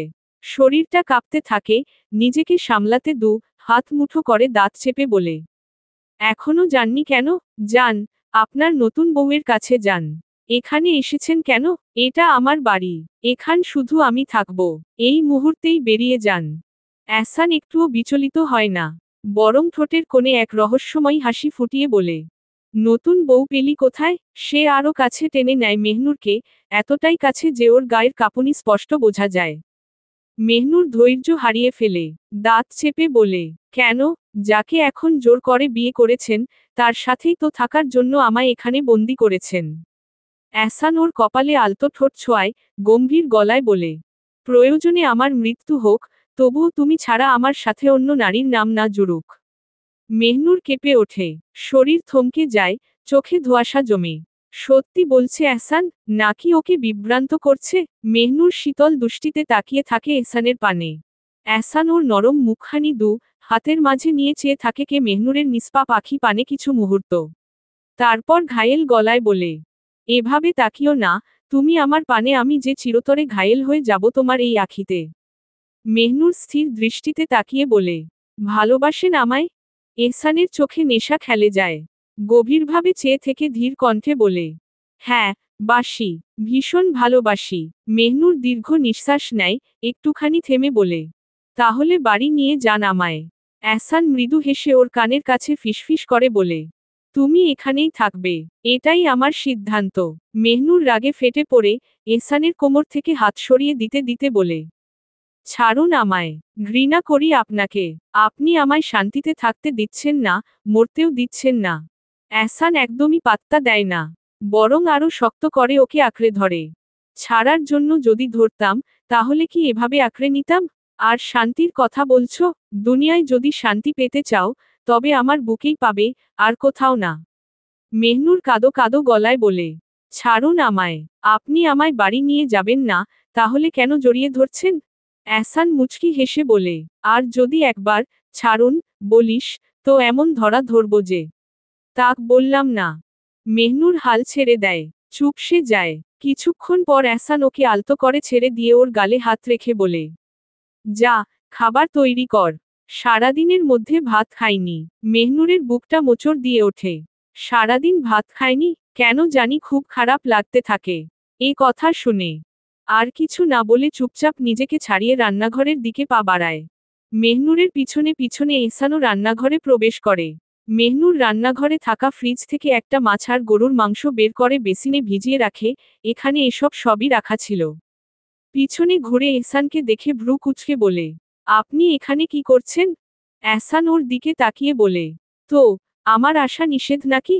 মেহনুর পেঁয়াজ কাটতে কাটতে বলে, হ্যাঁ, নিষেধ, এখান থেকে যান। এহসান ওর কথায় কোনো উত্তর না দিয়ে চুলার উপর রাখা তরকারি রাখার পাত্রের ঢাকনা সরাতে সরাতে বলে, কি রান্না করেছিলি? মেহনুর টমেটো কাটতে কাটতে বলে, কিছুই না। এহসান চমকে বলে, মানে তুই খাবার কি দিয়ে খাচ্ছিস? মেহনুর দীর্ঘ শ্বাস ফেলে এহসানের পানে তাকিয়ে এক পলক ফের নিজের কাজে মনোযোগ দিয়ে বলে, আলু ভর্তা আর দিয়ে।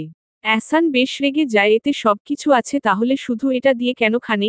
আর কড়া গলায় বলে, এরপর যদি দেখি এমন, তো মাইর একটাও মাটিতে পড়ব না, বেয়াদব নারী। মেহনুর কিছু বলে না, চুপচাপ রান্না করতে থাকে। এহসান একটু এগিয়ে গিয়ে মেহনুরের সামনে দাঁড়ায়। মেহনুর এহসানকে নিজের এতটা কাছে আবার খালি গায়ে দেখে বেশ অস্বস্তিতে পড়ে যায়, তাও নিজেকে সামলিয়ে এহসানের দিকে তাকিয়ে বলে, কি সমস্যা? কি এভাবে এখানে দাঁড়িয়ে আছেন, কেন সরুন? এহসান রান্নাঘরে রাখা থের সাথে হেলান দিয়ে বলে, কেন, কি সমস্যা, আমি থাকলে? মেহনুর দাঁত চেপে বলে, লজ্জা করে না এভাবে গায়ে গেঞ্জি ছাড়া এসে আমার মুখের সামনে দাঁড়িয়ে আছেন? এহসান ঠোঁট কেটে হেসে বলে, না রে, লজ্জা করে না, শুধু গায়ে গেঞ্জি কেন, লুঙ্গিও যদি না থাকে তাও লজ্জা করবে না। মেহনুরের কান গরম হয়ে উঠে এহসানের এমন কথা শুনে। ছি, ছি, কতটা নির্লজ্জ কথা।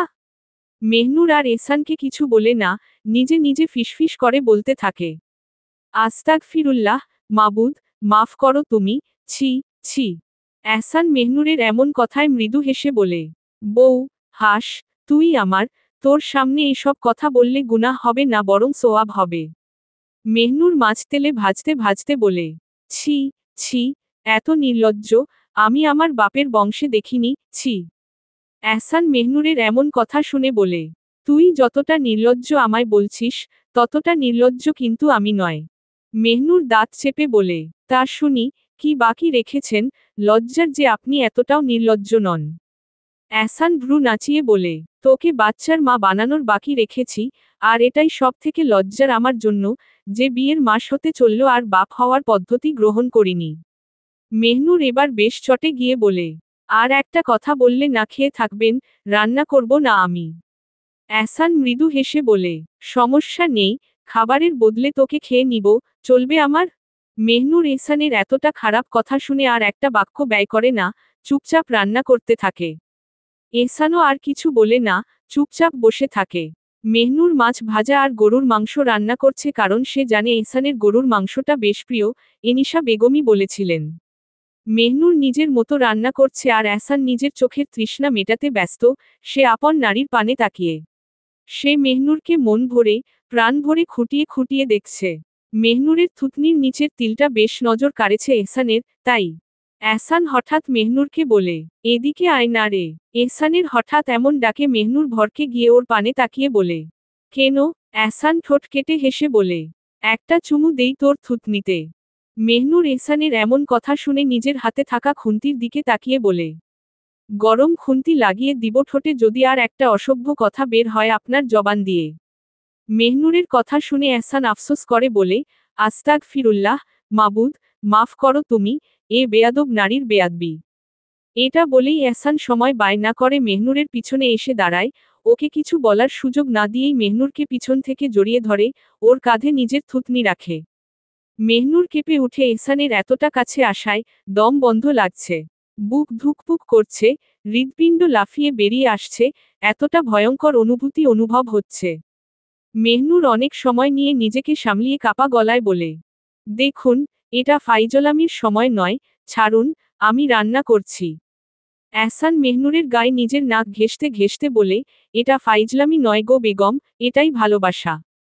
মেহনুর রেগে ফুঁসে উঠে বলে, ছাড়ুন বলছি, অসভ্যতার একটা সীমা থাকে। কিন্তু এহসান কি তা শুনে ঠোঁট ডুবিয়ে দেয় মেহনুরের ঘাড়ে। Dash dash dash, cherry blossom cherry blossom cherry blossom. এহসানকে খাবার খাইয়ে দিচ্ছে মেহনুর, আর এহসান ফোন ঘাঁটছে। এহসানকে একদিকে খাওয়াচ্ছে, অন্যদিকে গালাগালি করছে ও। এহসান মেহনুরকে বলে, মনে মনে গালাগালি না করে, সামনাসামনি কর, তোর গালাগালি শুনতে আমার ভালোই লাগে। মেহনুর ওর মুখে খাবার পুরে দিয়ে বলে, নাটক না করে খেয়ে নিন, রাত কম হচ্ছে না। এহসান মেহনুরের দিকে তাকিয়ে বলে, কেন, রাতে তোর আবার কোনো পরিকল্পনা আছে নাকি?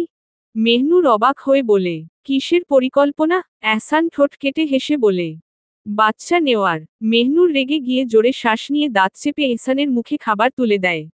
এখন একটা কথা বললে, এহসান ওকে 10টা শোনাবে। এহসানকে খাবার খাইয়ে নিজেও এহসানের কিছু খাবার মুখে তুলে নেয় মেহনুর, অতঃপর রান্নাঘর গুছিয়ে গাছিয়ে বেরিয়ে আসে রান্নাঘর থেকে। কক্ষে এসে দেখে, এহসান বাথরুম থেকে অজু করে বেরিয়ে আসছে। তাই নিজেও অজু করার উদ্দেশ্যে বাথরুমে প্রবেশ করে। অজু করে এসে বিছানার দিকে এগিয়ে আসে। দেখে, এহসান বিছানায় শুয়ে আছে শটান হয়ে। কিন্তু জামা নেই গায়ে, গালি গায়ে। মেহনুর এটা দেখে কিছু না বলে, দীর্ঘ শ্বাস ফেলে বিছানায় উঠে এহসানের দিকে এগিয়ে আসে। অতঃপর নিজের ওড়না পাশে রেখে, এহসানের বুক বা পাশে মাথা রাখে, বিড়ালের মতো ঘাপটি মেরে শুয়ে থাকে। এই 2টা রাত শান্তিতে ঘুমাতে পারেনি, এই বুক আর এই পাপিষ্ঠ পুরুষ ছিল না বলে। এহসান ঝাপটে জড়িয়ে ধরে, আপন বক্ষস্থলে আপন নারীকে। রাত 2টো অর্ধচন্দ্র বৃদ্ধিপ্রাপ্ত অর্ধাধিক চাঁদ। Cherry blossom দুতি। ঘুমন্ত মেহনুরের কানে এক মধুর তেলাওয়াতের সুর বাজতে থাকে। ধীরে ধীরে তার চোখ খুলে যায়, আশেপাশে তাকিয়ে দেখে বিছানায় সে একা। বুকের মধ্যে এক অজানা শঙ্কা ওঠে, এহসান কি আবার চলে গেছে, তাকে একা রেখে? কিন্তু না, সে ভুল ভেবেছে। চোখ যখন টেবিলের দিকে যায়, তখন স্পষ্ট দেখতে পায়, এহসান চাঁদের জানালা হালকা খুলে, টেবিলের উপর কোরআন রেখে চেয়ারে বসে, কোরআন তেলাওয়াত করছে। মেহনুর স্পষ্ট শুনতে পায়, এহসান তেলাওয়াত করছে, তার প্রিয় আয়াত, সূরা আজহাব, আয়াত ৩৫। والصادقين والصادقات والصابرين والصابرات والصائمين والصائمات فروجهم لهم برهمة عظيمة। নিশ্চয়ই মুসলিম পুরুষ এবং মুসলিম মহিলা, বিশ্বাসী পুরুষ এবং বিশ্বাসী মহিলা, আনুগত্যশীল পুরুষ এবং আনুগত্যশীল মহিলা, সৎকর্মপরায়ণ পুরুষ এবং সৎকর্মপরায়ণ মহিলা, ধৈর্যশীল পুরুষ এবং ধৈর্যশীল মহিলা, আল্লাহকে স্মরণকারী পুরুষ এবং আল্লাহকে স্মরণকারী মহিলা, তাদের জন্য আল্লাহ প্রস্তুত রেখেছেন ক্ষমা ও মহা পুরস্কার। সূরা আজহাবের সেই দানশীল আয়াত। মেহনুর এরকম সুন্দর তেলাওয়াত আর কিভাবে না শুনবে? তবুও ঘুম ভাব নিয়ে সে উঠে, ধীরে ধীরে এগিয়ে যায় এহসানের দিকে। তার পাশে বসে, টেবিলের উপর 2 হাত দিয়ে ভর করে, এক দৃষ্টিতে তাকিয়ে থাকে এহসানের দিকে, ঘুম চোখে। এহসান মাঝ আয়াতে কিছু বলছে না, তবে তেলাওয়াত থামায়নি। মেহনুর মুগ্ধ হয়ে, মুচকি হেসে চোখ বুজে তার পাপিষ্ঠ পুরুষের তেলাওয়াত শুনতে থাকে। এহসান তেলাওয়াত থামিয়ে, কোরআন এক হাত দিয়ে আলতো করে বন্ধ করে, মেহনুরের মুখের দিকে তাকায়। তার দৃষ্টি যেন মেহনুরের অন্তরে পৌঁছে যায়, তাকে ঠান্ডা করে দেয়। হাসি মুখে, চোখ বুজে, বাচ্চাদের মতো শান্তিতে বসে রয়েছে তার নারী, তার সামনে। এহসান তার সেই হাসিতে মুগ্ধ হয়ে যায়। তার বোকা ফুল, কত সুন্দরভাবে বসে আছে। মেহনুর তেলাওয়াত শুনতে না পেয়ে, চোখ খুলে, এহসানের দিকে তাকিয়ে বলে, কি হলো, তেলাওয়াত বন্ধ করলেন, আর শোনাবেন না? এহসান কিছু বলার জন্য মুখ খুলতে যাবে, তখনই মেহনুর বলে, জানেন, এহসান চাচা, আপনার সব কিছু আমি ঘৃণা করি, শুধু একটা জিনিস ভালোবাসি, আর সেটা হলো আপনার গলার সুর। জানেন, আপনি যখন আজান দেন, সেটা বারবার শুনতে ইচ্ছে হয়। আপনি যখন তেলাওয়াত করেন, সারাদিন শুনতে ইচ্ছে হয়। আপনি যখন নাশিদ পড়েন, তখন সেটাও শুনতে ভালো লাগে। মেহনুর এই কথা বলে টেবিলে মাথা রাখে। এহসান মুচকি হেসে ওঠে। অতঃপর উঠে গিয়ে মেহনুরকে আলতো করে কোলে তুলে নেয়, বিছানা এনে শুইয়ে দেয়। মেহনুর তাকিয়ে থাকে, তার চোখে এক রকম কোমলতা, এক অদ্ভুত শান্তি। এখন ঘুমাবো না, তেলাওয়াত শুনবো আপনার, মেহনুর কাপা স্বরে বলে। এহসান তাকে স্নেহভরে দেখে বলে, হুম, শুনবি। এহসান তখন টেবিলের সামনে এসে, কোরআনটি হাতে তুলে নেয়। বিছানায় চলে এসে, মেহনুরের মাথার পাশে বসে, বলে, আয়, আমার কোলে মাথা রাখো। মেহনুর আলগোছে তার কোলে মাথা রাখে, এক মুহূর্তের শান্তির মধ্যে ডুবে যায়। এহসান তার ডান হাতে প্রিয় কোরআন ধরে তেলাওয়াত শুরু করে। অন্য হাতে প্রিয় নারীর চুলে বিলি কাটতে থাকে, মনে হচ্ছে এক মায়ামো সুরে, পবিত্রতার মাঝে বেঁধে যায় তাদের সম্পর্ক। মেহনুর সেই তেলাওয়াত শুনতে শুনতে এক সময় আবারও ঘুমিয়ে পড়ে, কিন্তু এহসান এখনো কোরআন পড়ে যাচ্ছে। রাতটি এক অন্যরকম শান্তি নিয়ে শেষ হবে, আজ রাতেই তাকে খতম দিতে হবে। মেহনুর স্তব্ধ হয়ে দাঁড়িয়ে আছে হাসপাতালে। কারো একজনের লাশের সামনে মেহনুর কথা বলছে না, শুধু একপানে তাকিয়ে আছে লাশের মুখশ্রীর দিকে। আহা, কি স্নিগ্ধ তাহার মুখখানা, মমতায় ছেয়ে যাওয়া সেই সুন্দর চেহারা। মেহনুর আজ কাঁদছে না, কাঁদবে কিভাবে? কাঁদার জন্য যে এক কষ্টের অনুভূতি অনুভব করতে হয়, বর্তমান পরিস্থিতিতে সে সেই অনুভূতিটাই অনুভব করতে পারছে না। কেমন যেন লাগছে, একদম পাথরের মতো লাগছে নিজেকে। এত ঝড়োঝাপটা সামলাতে সামলাতে ক্লান্ত হয়ে গেছে মেহনুরের ছোট্ট অন্তরটা। আর যে সইতে পারে না। মেহনুর স্পষ্ট দেখতে পাচ্ছে, হাসপাতালের সাদা বিছানায় সুন্দরভাবে শান্তি নিয়ে শুয়ে আছেন একজন মহিলা। উনি আর কেউ নন, উনি তার সবচেয়ে আপনজন, তার মা। যে মা তাকে জন্ম দিয়েছেন, যার শরীরের অংশ সে। অথচ আজ সেই মাই মৃত পড়ে আছেন। মেহনুর মন ভরে দেখছে তার মাকে। ছোটবেলায় সে শুনেছে, মা গড়া মেয়েরা ভাগ্যবতী। তাহলে তার ভাগ্য তাকে এমন নির্মম পরিস্থিতিতে ফেলল কেন? জীবনে কখনো জন্মদাত্রী জননীর মুখ দেখেনি, শুনেনি তার কথা। আর এখন যখন দেখার, জানার, বোঝার সুযোগ হলো, তখন সেই মাই নেই। আচ্ছা, কি এমন হতো যদি সে একবার হলেও মাকে জীবিত অবস্থায় দেখতে পেত? কিন্তু না, তার রব নিশ্চয়ই চাননি। তাই সে দেখার সুযোগ পায়নি। মেহনুর নিজের মায়ের মৃতদেহের পানে তাকিয়ে এক নাগারে এসব ভাবতেই থাকে। মাঝখানে কেটে গেছে বেশ কয়েকদিন। এই দিনগুলো সে এহসানের বুকে বন্দিনী হয়েই কাটিয়েছে। তিক্ত হয়ে গেছে তার অন্তরটা। এহসানের প্রতি ঘৃণা, অভিযোগ, অভিমান সব যেন দলা পাকিয়ে উঠেছে। সে আর বলেনি এহসানকে বাড়ি নিয়ে যাওয়ার কথা। কারণ সে ভালো করেই জানে, এহসান যা বলে, তাই করে। তাই কাঠের পুতুলের মতো বন্দী হয়ে থেকেছে সে। কিন্তু আজ সকালেই এহসান তাকে নিয়ে হাসপাতালে আসে, আর এসে এই দৃশ্য দেখতে পায়। বুকটা আজ কাঁপছে না, কারণ আজ বুকের ভেতর কোনো অনুভূতি নেই, সব নিঃশেষ। আজ আর হাত পা কাঁপছে না, কারণ আজ কলিজা পর্যন্ত অবশ হয়ে গেছে। তার সামনে বসে তার বড় ভাইজান অঝরে কাঁদছে, আর মৃত মায়ের লাশে চুমু খাচ্ছে। ইস, তার ভাইজান কত ভাগ্যবান, কারণ সে তার মাকে জীবিত থাকতে দেখেছে, চিনেছে, অনুভব করেছে। মেহনুর মেহরাজের পাগলামি দেখে বুঝে গেছে, মেহরাজ তার মাকে ভালোভাবেই জানে। কিন্তু আফসোস, সে নিজে না পারল জানতে, না পারল দেখতে। এহসান হালকা ধাক্কা দিয়ে বলে, কি হলো, এমন করছো কেন, মেহনুর? এহসানের কথায় মেহনুর তার পানে তাকায়, তারপর নিজের মায়ের দিকে তাকিয়ে বলে, মাকে দেখছি, আমার মাকে দেখছি। মন ভরে দেখছি। কত সুন্দর আমার মা। নিশ্চয়ই আমার মায়ের মনটাও অনেক সুন্দর ছিল, তাই না, এহসান চাচা? মেহনুরের কথায় এহসান বুঝতে পারে, সে নিজের মধ্যে নেই, উল্টোপাল্টা বকছে। এহসান মেহনুরের হাত ধরে অন্যদিকে নিয়ে যাওয়ার জন্য বলে, হুম, চল, এখানে এসে বসো। মেহনুর অসহায় গলায় বলে, না, দেখি না একটু মন ভরে। আমি আমার মাকে একটু পরেই তো হারিয়ে ফেলব। চলে যাবে আপন বাড়ি, কবরে। মেহনুরের কথা শুনে তীব্র কষ্ট লাগে এহসানের। তার ইচ্ছে ছিল একদিন মেহনুরকে তার মায়ের সঙ্গে দেখা করাবে, কিন্তু কি থেকে কি হয়ে গেল। মেহরাজ মেহনুরের দিকে তাকিয়ে হাউমাউ করে কেঁদে উঠে বলে, আমায় মাফ করে দিস রে। মায়ের আর তোর সাথে এ দুনিয়ায় দেখা হলো না।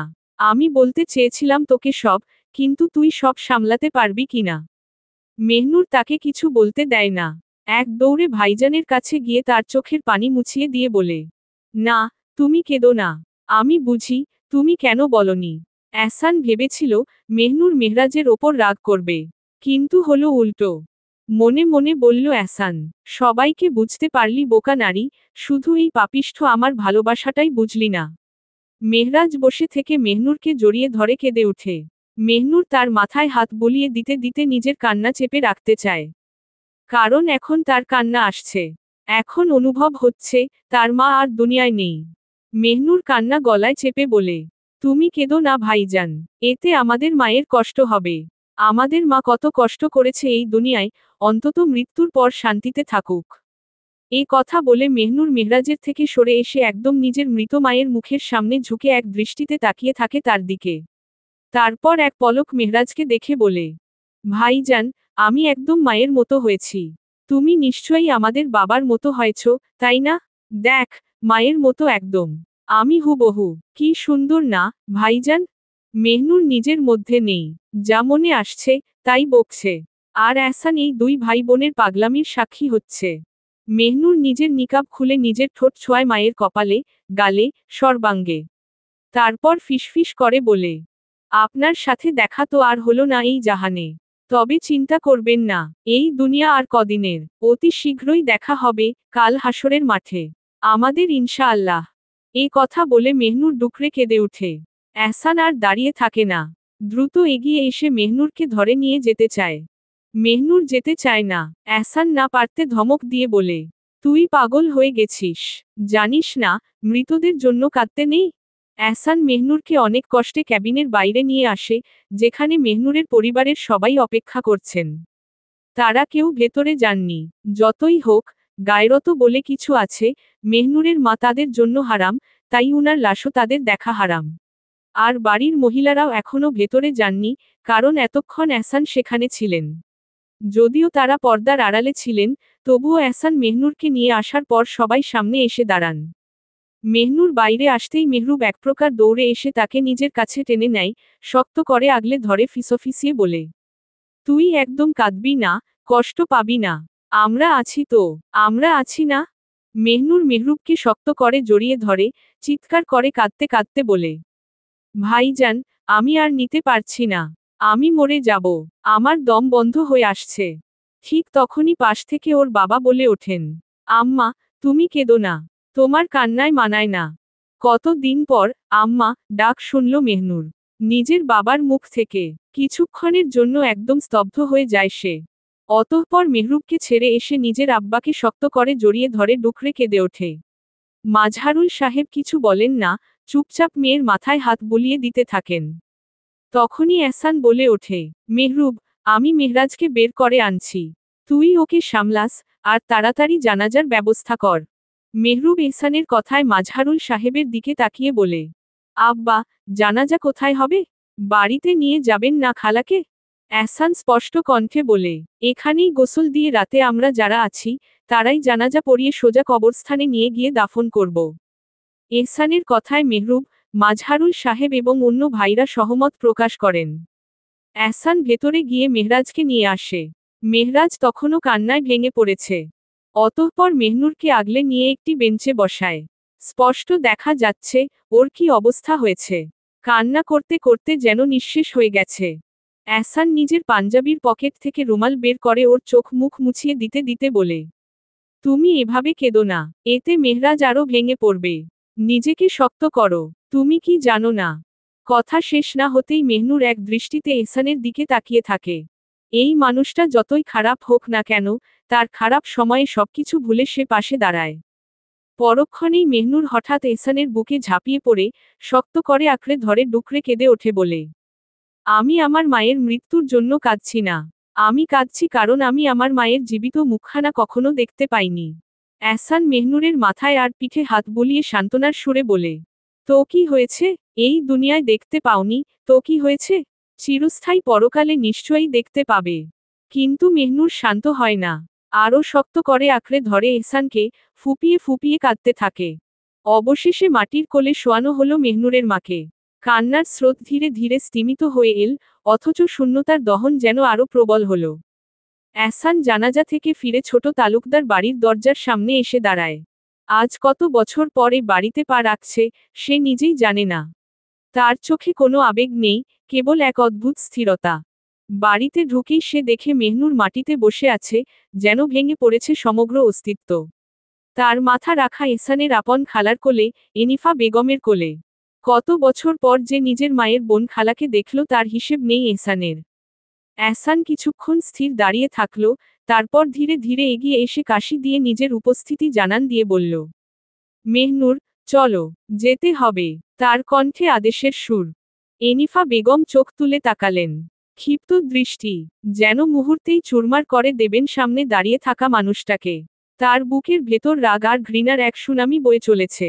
মনে মনে বললেন, একটা পশু জন্ম দিয়েছিল আমার বোন, যে আজ আমার ফুলকে কলঙ্কিত করে ছাড়ল। এহসানের কণ্ঠ শুনে মেহনুর যেন নিজ জগতে ফিরে আসে। ধীরে মাথা তুলে দাঁড়াতে চেষ্টা করল। পাশে বসে থাকা মেহরাজ দাঁড়িয়ে গেল রাগে ফেটে পড়ে বলে, মেহনুর কোথাও যাবে না। এহসান এক পলক তাকিয়ে ধমক দিয়ে বলে, চুপ থাক, এত কথা বলিস না। দেখছিস না, আমার বেগম নিজেই যেতে রাজি। মেহনুর ধীর পায়ে মেহরাজের কাছে গিয়ে শান্ত গলায় বলল, থাক ভাইজান, আর ঝগড়া করো না। দিন শেষে আমি উনারি, তাই যেতেই হবে। তুমি আমার জন্য দুশ্চিন্তা করো না। তারপর এহসানের দিকে তাকিয়ে ফিসফিস করে বলল, আমি আসছি, বোরকা পরে। এই বলে ধীর পায়ে নিজের ঘরের দিকে চলে গেল সে। এনিফা বেগম এতক্ষণ ঘৃণার আগুনে জ্বলছিলেন, চুপ ছিলেন, কিন্তু আর সহ্য করতে পারলেন না। শক্ত গলায় বললেন, তুই শেষমেশ নিজের কলঙ্কে আমার ফুলকেও কলঙ্কিত করে ছাড়লি। এহসান বিদ্রূপের হাসি দিয়ে বলল, তোমার ফুল তো আমারই, তাই আমার কলঙ্কেই কলঙ্কিত হবে। এনিফা বেগম কোনো উত্তর দিলেন না, শুধু দৃষ্টি ফিরিয়ে নিলেন। ঘরের ভেতর নিস্তব্ধতা নেমে এল। মেহরাজ চুপচাপ বসে রইল সোফায়। কারো কাছে যেন কিছু বলার নেই। অল্পক্ষণ পর মেহনুর বোরকা পরে বেরিয়ে আসে। ঠিক তখনই দরজায় দেখা গেল মাজহারুল সাহেব, মনসুর তালুকদার আর ছোট দুই ভাইকে। তারা বুঝে গেলেন, এহসান আজ মেহনুরকে নিয়ে যাবে। মেহরুব ক্ষিপ্ত হয়ে ধেয়ে আসতে চায়, কিন্তু মাজহারুল সাহেব হাত তুলে তাকে থামিয়ে দিলেন। তারপর এহসানের সামনে এসে শান্ত গলায় বললেন, কিছু দিনের জন্য আমার মেয়েকে রেখে যা, পরে আমি নিজে গিয়ে দিয়ে আসব। এহসান ভ্রু কুঁচকে বিদ্রূপের হাসি দিয়ে বলে, আমি রেখে যাই, আর তোমরা ওকে নিয়ে অন্য দেশে পালিয়ে যাও, তাই তো? মাজহারুল সাহেব ধীরস্থির কণ্ঠে বললেন, আমি কথা দিচ্ছি, এমন কিছু হবে না। এহসান এক পলক মেহনুরের দিকে তাকালো। তারপর দৃঢ় কণ্ঠে বলল, আমার বউ আমার সাথেই যাবে। এটাই আমার শেষ কথা। মেহনুর সামনে এসে দাঁড়ায়। তার কণ্ঠ স্পষ্ট, অথচ বেদনায় ভারী। আব্বা, আপনি আমার জন্য কারো কাছে মাথা নত করবেন না। আজ থেকে ধরে নিন, আপনার কোনো মেয়ে নেই। আপনি শুধু 2 ছেলের পিতা। মাজহারুল সাহেব চোখ বন্ধ করলেন। তার মেয়ের কণ্ঠে যে পরিমাণ যন্ত্রণা, তা সহ্য করা অসম্ভব। মেহরুব রাগে কাঁপতে কাঁপতে চিৎকার করে উঠে বলে, আমার বোন আমাদের সাথেই থাকবে। দেখি তুই কিভাবে নিয়ে যাস। এহসান মেহনুরের দিকে তাকিয়ে হেসে বলল, নিয়ে তো যেতে চেয়েছিলাম কোলে করে। এবার দেখি, তোর বোন কিভাবে যেতে চায়, হেঁটে, নাকি কোলে করে। মনসুর তালুকদার বজ্রকণ্ঠে গর্জে উঠলেন, আর একটা কথা বললে জিভ ছিঁড়ে ফেলব। আমার ভাতিজি আমাদের সাথেই থাকবে। এহসান ঠান্ডা গলায় বলল, সাবধানে কথা বল, মনসুর তালুকদার। ভুলে যাস না, আমি এহসান তালুকদার। যা বলি, তা অক্ষরে অক্ষরে পালন করি। তারপর এক ঝটকায় মেহনুরের হাত ধরে কাছে টেনে নিল। মেহরুব কিছু বলতে যাচ্ছিল, কিন্তু মেহনুর মিনতি করে বলল, দয়া করে আমায় আটকিও না। কত কিছু করলে, পারলে কি আমায় বাঁচাতে? তাই অনুগ্রহ করে বাধা দিও না। চারপাশ নিস্তব্ধ হয়ে গেল। কেউ কিছু বলল না। এহসান বিজয়ের হাসি নিয়ে বেরিয়ে এল, হাত ধরে টেনে নিল মেহনুরকে। তালুকদার বাড়ির দরজা পেরিয়ে তাদের ছায়া মিলিয়ে গেল রাতের আধারে। মেহনুর বসে আছে ঘরের এক কোণে, তবে বড় তালুকদার বাড়িতে নয়, সেই বন্দিখানায়। তার চোখে এক ধরনের স্থিরতা, যেন তিনি অন্য কোথাও হারিয়ে গেছেন। এহসান আবার তাকে এখানে নিয়ে এসেছে, তবে মেহনুর একটুও জেদ করছে না। তার ভেতর কোনো প্রতিরোধ নেই, সে শুধু নীরব হয়ে বসে আছে, পাথরের মতো নিঃশব্দ। চোখের সামনে ভাসছে তার জন্মদায়ী মায়ের লাশ। সেই দৃশ্য, সেই যন্ত্রণা, যেন তার শরীরের মধ্যে ক্ষত হয়ে গিয়েছে। এহসান তাকে কিছু বলছে না। সে চুপচাপ বসে, শুধু মেহনুরকে লক্ষ্য করছে। সে জানে, এই মুহূর্তে মেহনুরকে সময় দেওয়ার প্রয়োজন, তাকে নিজেকে সামলানোর সুযোগ দেওয়া দরকার। এহসান আলতো পায়ে বিছানা থেকে উঠে যায়। তারপর বাথরুম থেকে রুমাল নিয়ে পানি দিয়ে ভিজিয়ে আনে। মেহনুরের কাছে এসে, তার হাত মুখ মুছিয়ে দেয়, চুলগুলো ঠিকঠাক গুছিয়ে দেয়। প্রতিটি ছোট কাজ যেন এক ধরনের শান্তির চেষ্টা, কিন্তু মেহনুরের ভাবান্তর নেই। তার চেহারায় কোনো পরিবর্তন নেই, সে যেন নিজের ভেতরেই কোথাও হারিয়ে গেছে। এহসান এগুলো করছে, কিন্তু মেহনুর এক মুহূর্তের জন্যও তার দিকে তাকাচ্ছে না, সে নিজের দুনিয়ায় হারিয়ে গেছে, এক বেদনার ভেতর ডুবে আছে। মেহনুর এক পলক এহসানের দিকে তাকালো, চোখভরা ঘৃণা নিয়ে। মনে মনে ভাবতে লাগলো, এতটুকু কি ক্ষতি হতো যদি অন্তত দুদিনের জন্য হলেও তাকে তার পরিবারের কাছে রেখে আসতো? কেন বুঝতে পারে না এহসান তার কষ্ট? কেন? এহসান মেহনুরের সেই বিদ্ধ করা দৃষ্টির সামনে অসহায় হয়ে গেল। বুকটা ধক করে উঠল। সেই একই ঘৃণা, সেই আগের মতো তীব্র, ঝলসে দেওয়া ঘৃণা নিয়ে তাকিয়ে আছে তার নারী। ভারী গলায় বলল এহসান। বুকটা কেঁপে ওঠে যখন তোমার চোখের ঘৃণা আমায় বিদ্ধ করে। মেহনুর কাপা কণ্ঠে ফিসফিস করে বলল, আপনি ঘৃণারই যজ্ঞ। আপনার মতো নিষ্ঠুর পুরুষকে ঘৃণা করা যায়, আর কিছু না। কেন এত নিষ্ঠুর আপনি? কেন এত? এহসান মেহনুরের চোখে গভীর দৃষ্টি মেলে বলল, আমার পাপ, আমার নিষ্ঠুরতা, সেসবই তো তুমি দেখতে পাও। কিন্তু আমার ভালোবাসা, সেটা কি একবারও দেখলে না? একবারও বুঝলে না? অথচ, আমার এই পাপের তুলনায় তোমার প্রতি আমার ভালোবাসা অসীম। মেহনুর কোনো উত্তর দিল না। চোখ নামিয়ে নিল। হ্যাঁ, এটা ঠিক, এহসান তাকে ভালোবাসে। কিছুটা হলেও সে বোঝে। কিন্তু এই ভালোবাসার চেয়ে সে তার নিকৃষ্টতাই বেশি দেখতে পায়, বেশি অনুভব করে। এহসান এক দীর্ঘশ্বাস ফেলে ধীরে ধীরে মেহনুরকে কোলে তুলে নেয়, উদ্দেশ্য, বিছানায় শুইয়ে দেওয়া। মেহনুর অপ্রস্তুত হয়ে এহসানের গলা 2 হাতে শক্ত করে জড়িয়ে ধরল, মাথাটা ওর বুকে লেপ্টে দিল। এহসান ওকে বিছানায় শুইয়ে দিয়ে কোমল কণ্ঠে বলল, দেখো, ঘুম আসে কি না। আমি খাবার নিয়ে আসছি। বলে এহসান রান্নাঘরের দিকে চলে গেল। হতো রাতে খাবার যা মেহনুর তৈরি করেছিল, তা গরম করে। কিন্তু শুধু গরম করাই নয়, নিজ হাতে ভাতও রান্না করল। যদিও কাজটা সহজ ছিল না, অনেক কষ্ট করে শেষ পর্যন্ত রান্না সম্পন্ন করে। অতঃপর খাবার নিয়ে ফিরে এল মেহনুরের কাছে। মেহনুর বিছানায় আধশোয়া হয়ে বসেছিল। নিজের সাথে ঘটে যাওয়া সব অপ্রত্যাশিত ঘটনার হিসেব মেলাতে ব্যস্ত সে। এহসান মেহনুরকে এই অবস্থা দেখে দীর্ঘ শ্বাস ফেলে খাবারের প্লেট নিয়ে ওর সামনে বসে তারপর এক লোকমা ভাত তুলে মেহনুরের সামনে ধরল। মেহনুর সেই লোকমাটার দিকে তাকিয়ে থাকলো কিছুক্ষণ। এই ভাত কোথা থেকে এলো? সে তো রান্না করেনি। তাহলে কি? চট করে চোখ তুলে তাকালো এহসানের দিকে, হতভম্ব হয়ে ফিসফিস করে বলল, আপনি? এহসান যত্ন সহকারে ওর মুখে খাবার তুলে দিতে দিতে বলল, হ্যাঁ, আমি রান্না করেছি।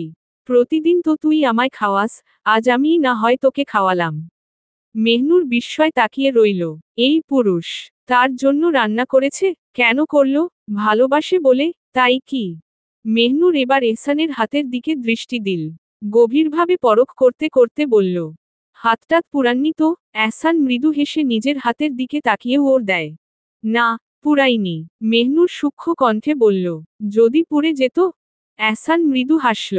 আবারও মেহনুরের মুখে খাবার তুলে দিতে দিতে বলল, পুড়লে পুড়ত, তোমার জন্য হাত নয়, অন্তরও যদি পুড়ে যায়, তাও কম হবে।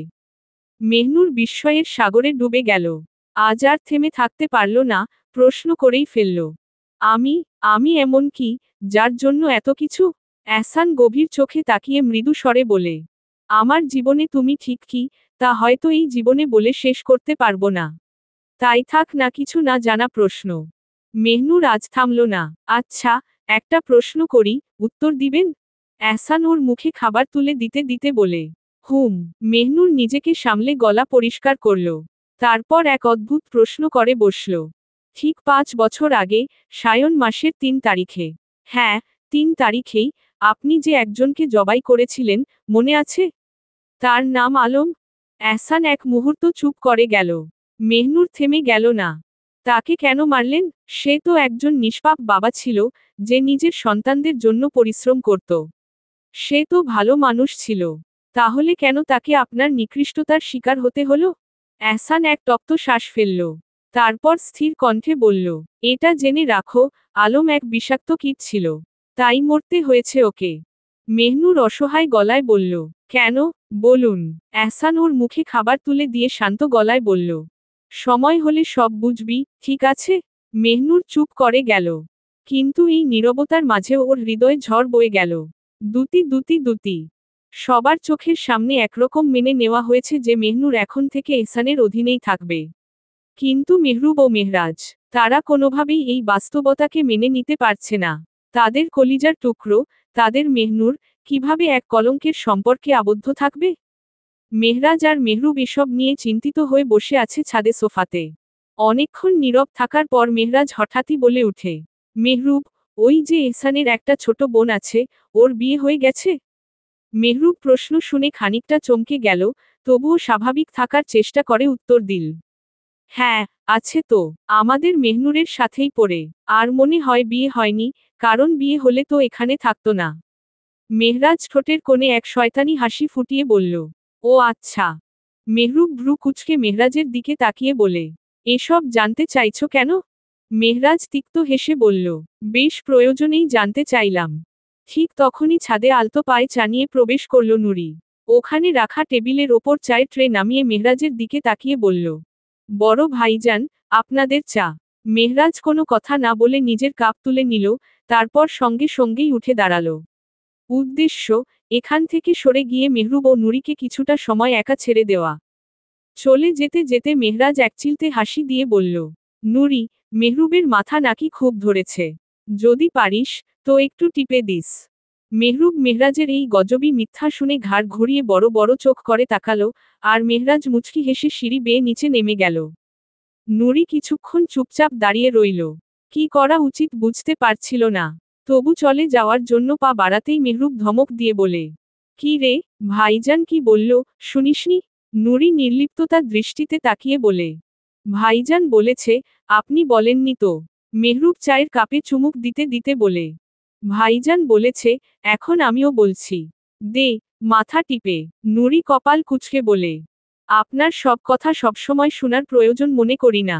মেহরুব এবার বেশ কড়া গলায় বলে, বড়দের সঙ্গে এ কেমন আচরণ শুনি? নুরি দীর্ঘশ্বাস ফেলে শান্ত গলায় বলল, আচ্ছা, ঠিক আছে, দিচ্ছি। তারপর আলতো পায়ে এগিয়ে এল মেহরুবের দিকে। মেহরুব সোফায় হেলান দিয়ে চোখ বন্ধ করল, মাথাটা এলিয়ে দিল। নুরি খুব সাবধানে মেহরুবের মাথায় হাত রাখল। কিন্তু ওর এত কাছাকাছি আসতেই মেহরুবের নাকে এক অদ্ভুত মিষ্টি ঘ্রাণ ভেসে এল। সে চোখ না খুলেই জিজ্ঞেস করল, কি মেখেছিস রে গায়ে, এত সুন্দর ঘ্রাণ করছে। নুরি চমকে গেল প্রশ্ন শুনে, একটু ইতস্তত করল, তারপর বলে, আতর। মেহরুব আবারও প্রশ্ন করে, নাম কি, কোথা থেকে নিলি? নুরি হতবাক হয়ে গেল, এটা কি ধরনের প্রশ্ন, তবুও শান্ত গলায় বলে, নাম খেয়াল করিনি, তুর্কি থেকে আজিম ভাইরা এনেছেন। নুরির কথা শেষ হতেই মেহরুব চট করে চোখ খুলে তাকালো। ওর দৃষ্টি আগুনের মতো জ্বলছিল। কড়া গলায় বলে, হারাম পুরুষের দেওয়া জিনিস ব্যবহার করছিস? লজ্জা করে না? নুরির বুক কেঁপে উঠে, ওর চোখে কষ্টের ছায়া নেমে এল। মলিন কণ্ঠে বলে, তারা আমাকে দেননি, আম্মাকে দিয়েছেন। আমি শুধু একবার মেখেছি, সুন্দর ঘ্রাণ দেখে। মেহরুব চোখ বন্ধ করে কঠিন কণ্ঠে বলে, এ প্রথম, তাই কিছু বললাম না। এরপর যদি দেখি, কোনোদিন কোনো হারাম পুরুষের দেওয়া কিছু নিয়েছিস, তো যে হাত দিয়ে নিবি, সেই হাত কেটে রেখে দেব। নুরির হৃদয় একরাশ রাগ জমে উঠে, কিন্তু শান্ত স্বরে বলে, মেহরুব ভাই, আপনি চাচাতো ভাই। তাই এতটা অধিকার খাটায় না আমার ওপর, যতটা দেখানোর চেষ্টা করছেন। মেহরুব চোখ বন্ধ রেখেই বলল, তোর ওপর যদি কারো সবচেয়ে বেশি অধিকার থাকে, তাহলে সেটা আমার। এরপর যদি এমন কথা বলিস, তাহলে আমার অধিকার আমি ঠায় ঠায় দেখিয়ে দেব। নুরি এক মুহূর্ত মেহরুবের মুখের দিকে তাকিয়ে রইল। ওর চোখে একরাশ প্রশ্ন জমেছিল, কিন্তু উত্তর খোঁজার শক্তি নেই। তাই চুপ করে গেল। দুটি দুটি অর্ধচন্দ্র বৃদ্ধিপ্রাপ্ত অর্ধাধিক চাঁদ। রাত 11টা। মেহনুর শুয়ে আছে এহসানের বুকে। তবে আজ তার চোখে একটুও ঘুম নেই। ভিতরে এক অজানা অস্থিরতা, কিছুই ভালো লাগছে না। এরই মাঝে অনুভব করছে, এহসানের শরীরের অস্বাভাবিক তাপমাত্রা। তার কপালটা ছুঁয়ে দেখে মেহনুর চমকে ওঠে। এহসানের শরীর এত গরম কেন? জ্বর আসবে নাকি? চিন্তিত হয়ে সে আস্তে করে এহসানের বুক থেকে মাথা তুলে কপালে হাত রাখে। নরম হাতের স্পর্শে এহসান ধীরে ধীরে চোখ মেলে তাকায়। মেহনুর স্পষ্ট বুঝতে পারে, এহসানের জ্বর উঠেছে। সে আলতো করে কোমর থেকে এহসানের হাত সরাতে চায়, কিন্তু এহসান আরও শক্ত করে আঁকড়ে ধরে বলে, আমার বুকে শুয়ে থাক। মেহনুর ওর হাত সরাতে সরাতে বলে, ছাড়ুন, আমি জলপট্টি নিয়ে আসি। দেখুন, কত জ্বর উঠেছে। এহসান ক্লান্ত চোখে তাকিয়ে বলে, না থাক, তোমার কষ্ট করার দরকার নেই। আমি ঠিক আছি। মেহনুর বিরক্ত হয়ে এক ঝটকায় নিজেকে ছাড়িয়ে নিয়ে বলে, সব সময় এত একরোখা কেন আপনি? ছাড়ুন, আমি জলপট্টি নিয়ে আসছি। এহসান এবার আলতো করে ওকে ছেড়ে দেয়। মেহনুর তাড়াতাড়ি উঠে যায়। ছোট্ট একটা তোয়ালে নিয়ে আসে, সঙ্গে এক বাটি ঠান্ডা জল। চুপচাপ এহসানের পাশে বসে যত্ন করে ওর কপালে জলপট্টি দেয়। স্পষ্ট দেখতে পায়, এহসানের নাক মুখ লাল হয়ে গেছে, নাকের ডগা পর্যন্ত টকটকে লাল। নিশ্চয়ই প্রচণ্ড কষ্ট হচ্ছে ওনার। মেহনুর এবার এহসানের গলায় হাত রাখে। গা জ্বলে যাচ্ছে, শরীর আরও উত্তপ্ত হয়ে উঠছে। সে আস্তে করে উঠে গিয়ে আলমারি খুলে ঔষধের বাক্স থেকে একটা জ্বরের ঔষধ নিয়ে আসে। তারপর ঔষধ আর পানির গ্লাসটা এহসানের সামনে এগিয়ে দিয়ে বলে, ঔষধটা খেয়ে নিন। এহসান ধীরে ধীরে হাত দিয়ে ভর করে উঠে বসে ঔষধটা আর পানি খেয়ে নেয়। আর ক্লান্ত, অবসন্ন কণ্ঠে বলে, মেহনুর, আমার পাশে এসে শুয়ে যাও। আমি তোমার বুকে মাথা রাখলে সব জ্বর চলে যাবে। মেহনুর দীর্ঘশ্বাস ফেলে বলে, আচ্ছা। সে পানি গ্লাস হাতে নিয়ে রেখে দেয়, অতঃপর ধীরে ধীরে বিছানায় উঠে এহসানের পাশে শুয়ে যায়। এহসান ধীরে ধীরে মেহনুরের বুকে মাথা রেখে চোখ বন্ধ করে নেয়। এটাই শান্তি, এর চেয়ে কিছু হতে পারে না। মেহনুর কেঁপে ওঠে। সব সময় সে নিজেই এহসানের বুকে মাথা রাখে, কিন্তু আজ প্রথমবার এহসান ওর বুকে মাথা রাখল। সে কাপা কাপা হাতে এহসানের মাথায় হাত রাখে, আলতো করে চুলে বিলি কাটে। এহসান আয়েশে চোখ বুজে নেয়। মেহনুর বুঝতে পারে, এহসানের অর্ধ শরীরের ওজন তার ওপর এসে পড়েছে। মনে হচ্ছে শরীরটা পিষে যাচ্ছে। এত বড়, সুঠাম দেহের একজন পুরুষ। তার অর্ধেক ভারও নেওয়া কঠিন। কিন্তু কেন জানি আজ নিজের কষ্টের কথা ভাবতে পারছে না মেহনুর। কিন্তু মেহনুর কেন জানি নিজের কষ্টের দিকে অত পাত্তা দিচ্ছে না, সে বারবারই এহসানের কথা ভাবছে। আল্লাহই জানেন, কি থেকে কি হয়। মেহনুরের জানে না আজ আর তার ঘুম আসবে না। সে চুপচাপ শুয়ে এহসানের মাথায় হাত বুলিয়ে দিতে থাকে। এই মানুষটাকে সে ঘৃণা করার কথা, অথচ তাকেই এভাবে বুকে আঁকড়ে ধরে আছে। তার অন্তর একবারে মুচড়ে উঠছে। ও এহসানের জ্বর যেন তার ভেতরেও মধ্যেও ছড়িয়ে পড়ছে। মেহনুরের চোখে এমনিতেই ঘুম নেই, আর এখন এহসানের এই অবস্থা। মেহনুর চেষ্টা করছে চোখ লাগাতে, কিন্তু এহসান বারবার নড়াচড়া করছে আর কেঁপে উঠছে। বোঝাই যাচ্ছে, ভীষণ জ্বর এসেছে। এহসান বারবার নড়াচড়া করছে, কেঁপে উঠছে জ্বরের তীব্রতায়। মেহনুর ওর মাথায় হাত বুলিয়ে দিতে থাকে। এহসান অস্পষ্ট গলায় বলে, মেহনুর, খুব ঠান্ডা লাগছে। আরও শক্ত করে জড়িয়ে ধর আমায়। এহসানের এমন কথায় মেহনুর আরও শক্ত করে আঁকড়ে ধরে ওকে। আর বলে, আমি শক্ত করে ধরেছি, চিন্তা করবেন না। এহসান এখন গভীর ঘুমে তলিয়ে গেছে। কিন্তু মেহনুর জেগে আছে, গুনছে নির্ঘুম রাতের প্রহর। দুতি দুতি দুতি। হঠাৎই এহসান গঙিয়ে উঠে। মেহনুর এখনো ঘুমোয়নি, আগের মতোই এহসানকে বুকে জড়িয়ে তার চুলে পিঠে অতি যত্ন সহিত হাত বুলিয়ে দিচ্ছে। হঠাৎ এহসানের শব্দ শুনে মেহনুর আঁতকে উঠে, সাথে সাথে মেহনুর বাহু আলগা করে দেয় যাতে এহসান উঠতে পারে। এহসান মেহনুরের বুক থেকে মাথা তুলে ক্লান্ত চোখে তাকিয়ে বলে, ভেতরে খুব অশান্তি করছে, বমি পাচ্ছে মেহনুর। মেহনুর সঙ্গে সঙ্গে ওর গলা, ঘাড়ে হাত বুলায়। বুঝতে পারে এহসানের শরীর ঘামছে। সে তাড়াতাড়ি কম্বল সরিয়ে দেয়, তারপর এহসানকে ধরে উঠানোর চেষ্টা করে। এহসান নিজেই উঠে বসে, কারণ মেহনুরের পক্ষে সম্ভব নয় তাকে বসানোর। মেহনুর অশান্ত গলায় বলে, আপনি বসুন, আমি আসছি। এ বলে বিছানা থেকে নেমে এক দৌড়ে গিয়ে বাথরুম থেকে একটা বালতি নিয়ে আসে। বিছানার পাশে এনে বালতি রেখে এহসানকে আগলে ধরে, বালতির দিকে উদ্দেশ্য এহসান যাতে বালতিতেই বমি করে। ঠিক তখনই এহসান ওর ওপরই বমি করে দেয়। কিন্তু মেহনুর একটুও সরে যায় না। আর না ওর ঘৃণা লাগে। মেহনুর উল্টো অস্থির হয়ে উঠে এহসানের এমন হঠাৎ এ অবস্থা দেখে। এহসান মেহনুরের সারা শরীর ভরিয়ে দিয়েছে বমি করে, কিন্তু মেহনুর এসব একটুও পাত্তা দিচ্ছে না। তার মাথাতেই আসছে না যে তার গায়ে বমি লেগেছে। তার মন কেবল কেঁদে উঠছে এহসানের এই কষ্ট দেখে। মেহনুর অস্থির হয়ে এহসানের পিঠে হাত বুলিয়ে দেয়, সান্ত্বনা দিয়ে বলে, ধীরে ধীরে, আল্লাহর নাম নিন। সব ঠিক হয়ে যাবে, সহজ হবে, আল্লাহর নাম নিন। কিছুক্ষণ পর এহসান শান্ত হয়। মেহনুর টেবিল থেকে এক গ্লাস পানি নিয়ে ওর ঠোঁটে ঠেকিয়ে অশান্ত গলায় বলে, নিন, কুলি করুন। এহসান একবার চোখ তুলে মেহনুরের দিকে চেয়ে থাকে। তারপর মুখ কুলি করে পানি খেয়ে নেয়। মেহনুর অল্প পানি হাতে নিয়ে ওর সম্পূর্ণ মুখ মুছে দিয়ে অশান্ত গলায় বলে, আপনি বসুন, আমি আসছি। এহসান মাথা নাড়িয়ে ক্লান্ত শরীর বিছানায় এলিয়ে দেয়। মেহনুর তাকে সান্ত্বনা দিচ্ছে, অথচ সে নিজেই অশান্ত হয়ে কাজকর্ম করছে। এহসান এ অবস্থায়ও মৃদু হাসে। মেহনুর এবার তাড়াতাড়ি বাথরুমে ঢুকে নিজের শরীর পরিষ্কার করে নেয়। তার একটুও কেন জানি ঘেন্না লাগছে না তার এই পরিস্থিতিতে। তার মনে হচ্ছে, এ মুহূর্তে সে একটাই কাজ করতে চায়, এহসানের যত্ন নেওয়া। মেহনুর বাথরুম থেকে বেরিয়ে এসেই তাড়াতাড়ি মেঝে পরিষ্কার করে নেয়। এরপর অস্থিরভাবে আলমারি খুলে একটা কালো কুর্তি টেনে নেয় আর দ্রুত আবার বাথরুমে ঢুকে পড়ে। এহসান নিঃশব্দে সবকিছু খুঁটিয়ে খুঁটিয়ে দেখছে। তার নারী ঠিক কতটা অশান্ত হয়ে উঠেছে। একজন মুত্তাকি স্ত্রীর এক ক্ষুদ্র অংশের ভূমিকা পালন করছে সেই মুহূর্তে। মেহনুরের এমন হন্তদন্ত হয়ে যাওয়া দেখে এহসানের মনে অদ্ভুত প্রশান্তি নামে। বেশ ভালো লাগছে তার। কিন্তু হঠাৎই মেহনুর অস্বস্তিতে পড়ে যায়। তাড়াহুড়োর মধ্যে যে কুর্তিটা নিয়েছে, সেটা হাঁটু পর্যন্ত লম্বা। অথচ সে কখনোই হাঁটু বরাবর জামা পরে না। সব সময় হাঁটু পর্যন্ত ঢেকে রাখাটাই তার অভ্যাস। কিছুক্ষণ দোটানায় পড়ে থাকে, তারপর নিজেকে বোঝায়, এখানে তো অন্য কেউ নেই, আর এহসানও এখন তার দিকে তাকানোর প্রয়োজনীয়তা অনুভব করছে না। আর তাকালেও কি, এই পুরুষের বুকেই তো সবসময় লেপ্টে থাকে সে। তাহলে এই সামান্য ব্যাপারটা লজ্জার হবে কেন? কিন্তু মন যেন মানতে চাইছে না। একটু সময় নিয়ে নিজেকে সামলে নেয় মেহনুর। অতঃপর গোসল সেরে বেরিয়ে আসে বাথরুম থেকে। এক পলক তাকায় এহসানের পানে, যে কি না চোখ বুজে শুয়ে আছে বিছানায়। মেহনুর এটা দেখে শান্তির শ্বাস ফেলে আলতো এগিয়ে চুল থেকে তোয়ালেটা খুলে জানালার পাশে মেলে দেয়, তারপর মাথায় ওড়না টেনে নেয়।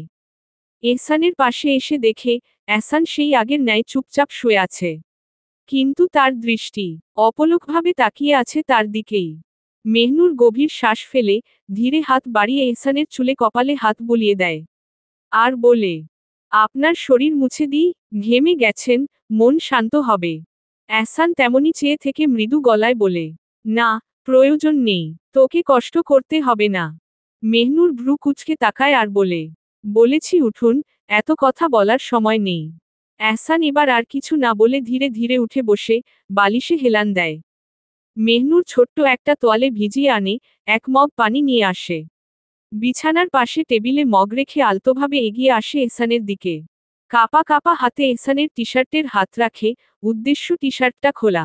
কিন্তু হাতের কাঁপুনি বাড়তে থাকে। কেন জানি খুব লজ্জা আর অপ্রস্তুত লাগছে নিজেকে। এহসান মেহনুর অবস্থা বুঝে মৃদু তিক্ত হাসে, তারপর নিজেই ধীরে ধীরে টি-শার্ট খুলে ফেলে।